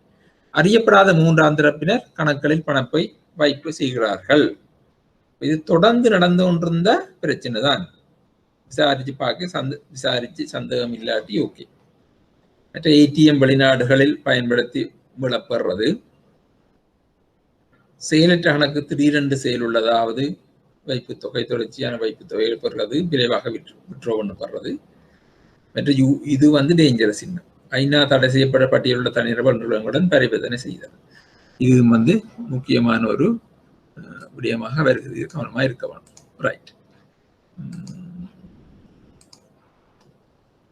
அது நாங்க கணக்குகளை பார்த்தோம். இனி கஸ்டமரின் அது பேங்க் அக்கவுண்ட்ல டிரான்சாக்ஷனை வச்சு நாங்க பார்க்கலாம். இது வாடிக்கையாளர் நடத்த கஸ்டமரின் பணத்தில வச்சு எப்படி சஸ்பெக்ட் பண்றது என்றதை எங்களுக்கு வாங்கி ஒரு அந்த நிறுவனத்துக்கு எப்படி சந்தேகம் வரும்.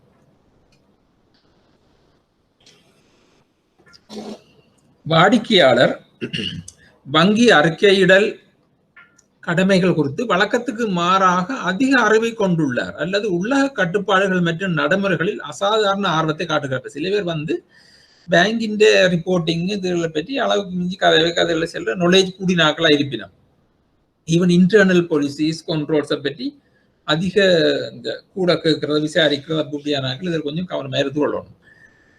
அவர்கள் அவருடைய இந்த நடத்தை சந்தேகத்தை ஏற்படுத்தக்கூடியது. மற்றது வாடிக்கையாளர் தங்கள் விவகாரங்கள் தொடர்பான சீரற்ற தகவல்களை வழங்குகிறார்.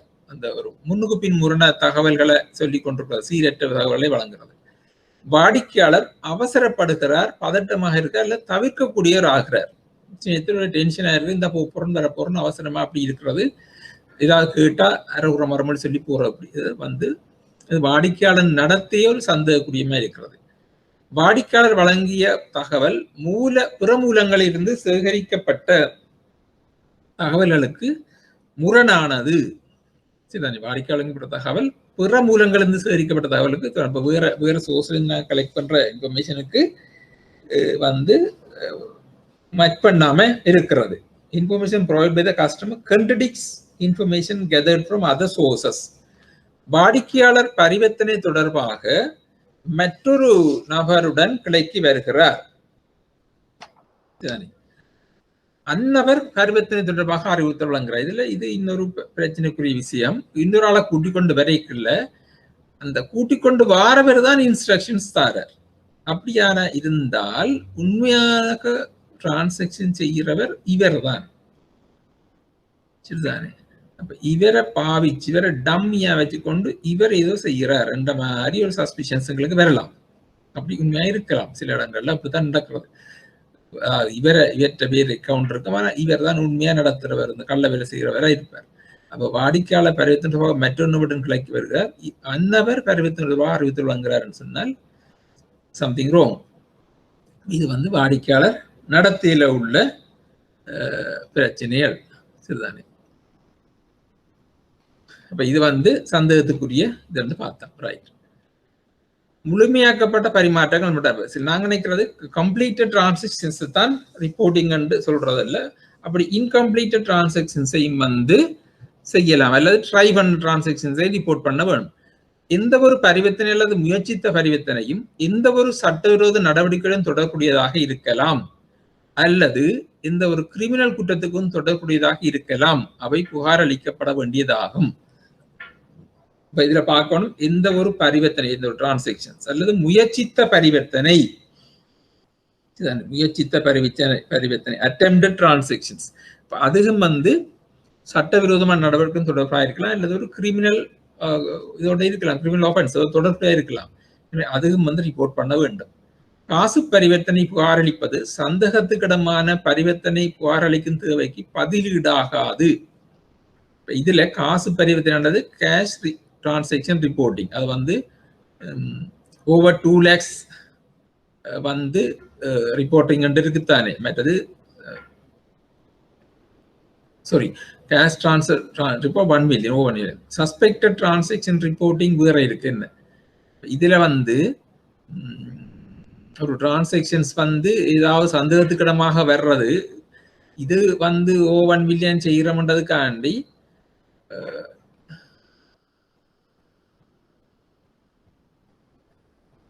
இந்த ரிப்போர்ட்டுக்கு பதிலீடாக அமைய மாட்டது.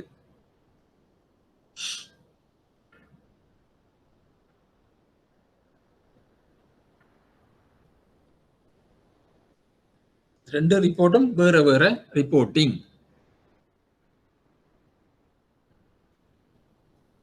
ஓவர் 2 lakhs ரிப்போர்ட் வேற, sorry over suspected transaction reporting ஒரு டிரான்சாக்ஷன் சந்தேகத்துக்கிடமா இருந்த நேரத்தில் டிரான்சாக்ஷன்ஸ் இருக்கும். ஒரு அக்கௌண்ட் திடீரென்று ஆப்ரேஷன் இல்லாத அக்கௌண்ட் திடீரென்று ஆப்ரேட் பண்ணப்படைக்க வரலாம். அதாவது அந்த அக்கௌண்ட் திடீரென்று ஆப்ரேட் பண்ணப்பட்டு நாங்கள் பார்த்துருக்கிறோம். இப்போ இவ்வளோ பார்த்த விஷயங்கள்ல இருக்குது. அதுலேருந்து ரிப்போர்ட் பண்ணுறதுக்கும் இந்த ஓவர் 1 million என்ற டிரான்சாக்ஷன் வந்து நாங்கள் கேஷ் டிரான்சாக்ஷன்ஸ் அதில் ரிப்போர்ட் பண்ணுறதுக்கும் அல்ல ஃபினான்ஷியல் டிரான்சாக்ஷன் ரிப்போர்ட் பண்ணுறதுக்கும் பதிலீடாக மாட்டான்னு சொல்லி தான் சொல்லுது. அது வேற ரிப்போர்ட், இது வேற ரிப்போர்ட்டிங். புகார் அளிக்கும் நேரம், நிதி பரிவர்த்தனை இந்த நேரத்துக்கு ரிப்போர்ட் பண்றது சொல்ற reporting time, time of reporting. நிதி பரிவர்த்தனை அறிக்கை சட்ட தேவைப்படி சந்தேகத்துக்கிடமான அறிக்கைகள் நடைமுறையில் கூடிய விரைவில் நிதியியல் உளவறுதல் பிரிவுக்கு சமர்ப்பிக்கப்பட வேண்டும். ஆனால் சந்தேகம் உருவான 2 வேலை நாட்களுக்கு பிந்தாமல் சமர்ப்பிக்க வேணும். அப்போ எவ்வளவு கிதியா ரிப்போர்ட் பண்ணணுமோ அவ்வளவு கிதியா பினான்சியல் இன்டெலிஜென்ஸுக்கு அறிவிக்க வேணும். ஆனால் சந்தேகம் உருவாகி 2 நாட்களுக்கு பிந்தாமல் சமர்ப்பிக்க வேண்டும். இதன் பொருள்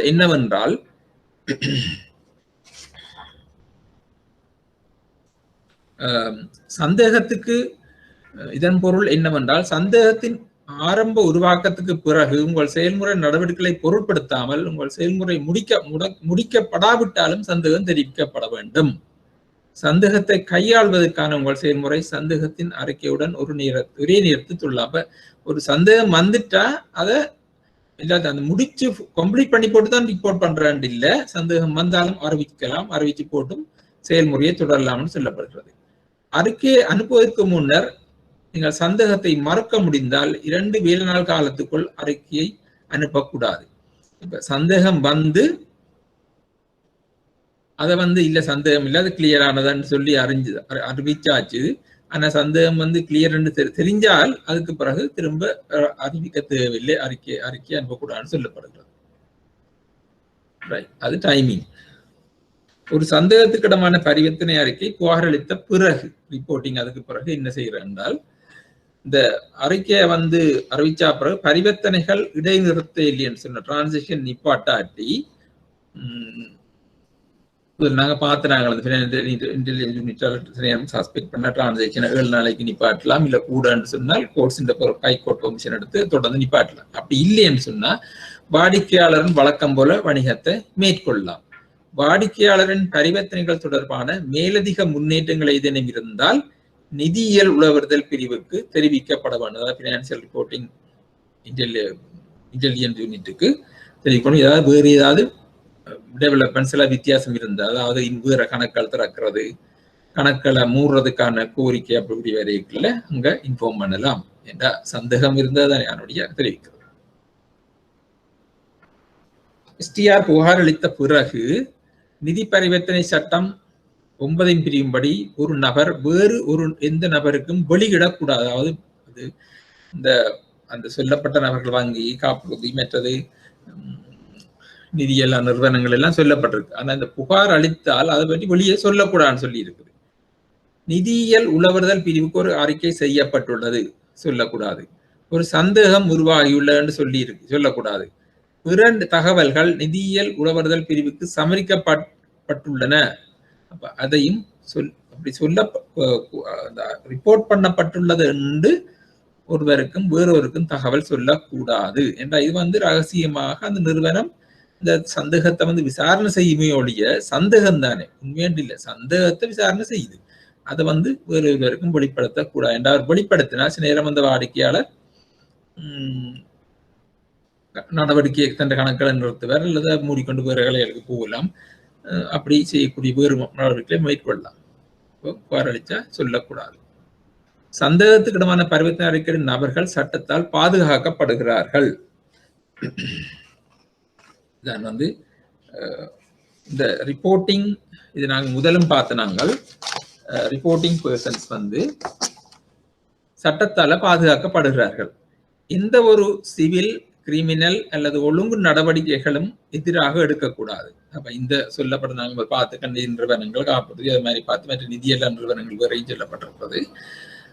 அறிக்கையிடுற இந்த நிறுவனங்கள் அது சட்டத்தால பாதுகாக்கப்படுகிறார்கள். அப்ப அவர்களுக்கு எதிராக சிவில், கிரிமினல் அல்லது டிசிப்ளினரி ஆக்ஷன்ஸ், ஒழுங்கு எதிரும் எடுக்கக்கூடாது. அத்தகைய நிறுவனம் ஒரு நிறுவனத்தின் கணக்காய்வாளர் அல்லது ஒரு நிறுவனத்தின் மேற்பார்வை அதிகாரம் அல்லது, அதாவது அந்த நிறுவன இன்ஸ்டிடியூஷன் அல்லது அக்கௌண்டன்ட் அல்லது நிறுவனத்தின் மேற்பார்வை சூப்பர்வைசரி அத்தாரிட்டி அல்லது ஒரு இயக்குனர், பங்காளர், டைரக்டர், பார்ட்னர், ஒரு அதிகாரி, ஊழியர் அல்லது ஒருவரின் வேலைக்காக அதே நேரத்தில் முகவராக பணியாற்றுவர். ஒருவருக்காண்டி ஒரு ரிலீஃப்லையோ அல்லது ஏஜெண்டாயோ வேலை செய்கிறவர் அல்லது நிறுவனத்தின் முகவர், கணக்காய்வு நிறுவனம் ஆடிட் ஃபர்ம் அல்லது மேற்பார்வை அதிகாரம் சூப்பர்வைசரி அத்தாரிட்டி, பொது செயல்படுபவர், நிறுவனத்தின் எந்த ஒரு செயலுடனும் கணக்காய்வு நிறுவனம் அல்லது மேற்பார்வை அதிகாரம் அல்லது இயக்குனர், பங்காளர், அதிகாரி, ஊழியர்கள் அல்லது அத்தகைய நிறுவனத்தின் முகவர், நிறுவனம் அல்லது அதிகாரம் இந்த சட்டத்தின் அடிப்படையில் நல்ல நம்பிக்கையுடன் அல்லது இணக்கமாக மேற்கொள்ளப்படுகிறது. கம்ப்ளைண்ட்ஸ் இதன்படி செய்யப்படுது. வித் குட் ஃபெய்த், இதுல ஒரு மோசடியும் இல்லை, குட் ஃபெய்த் செய்யப்படுகின்றது.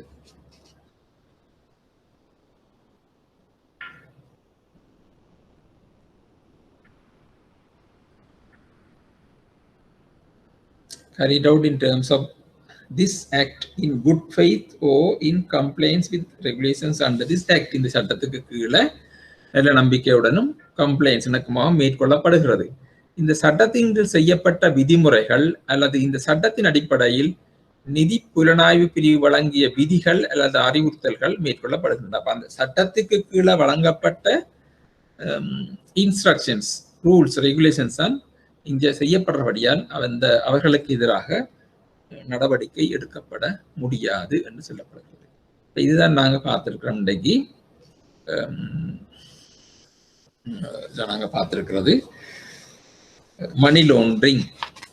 இதுதானே மணி லாண்டரிங், பண தூய்தாக்கல், டெரரிஸ்ட் ஃபினான்சிங், இது தொடர்பான விதிமுறைகள்,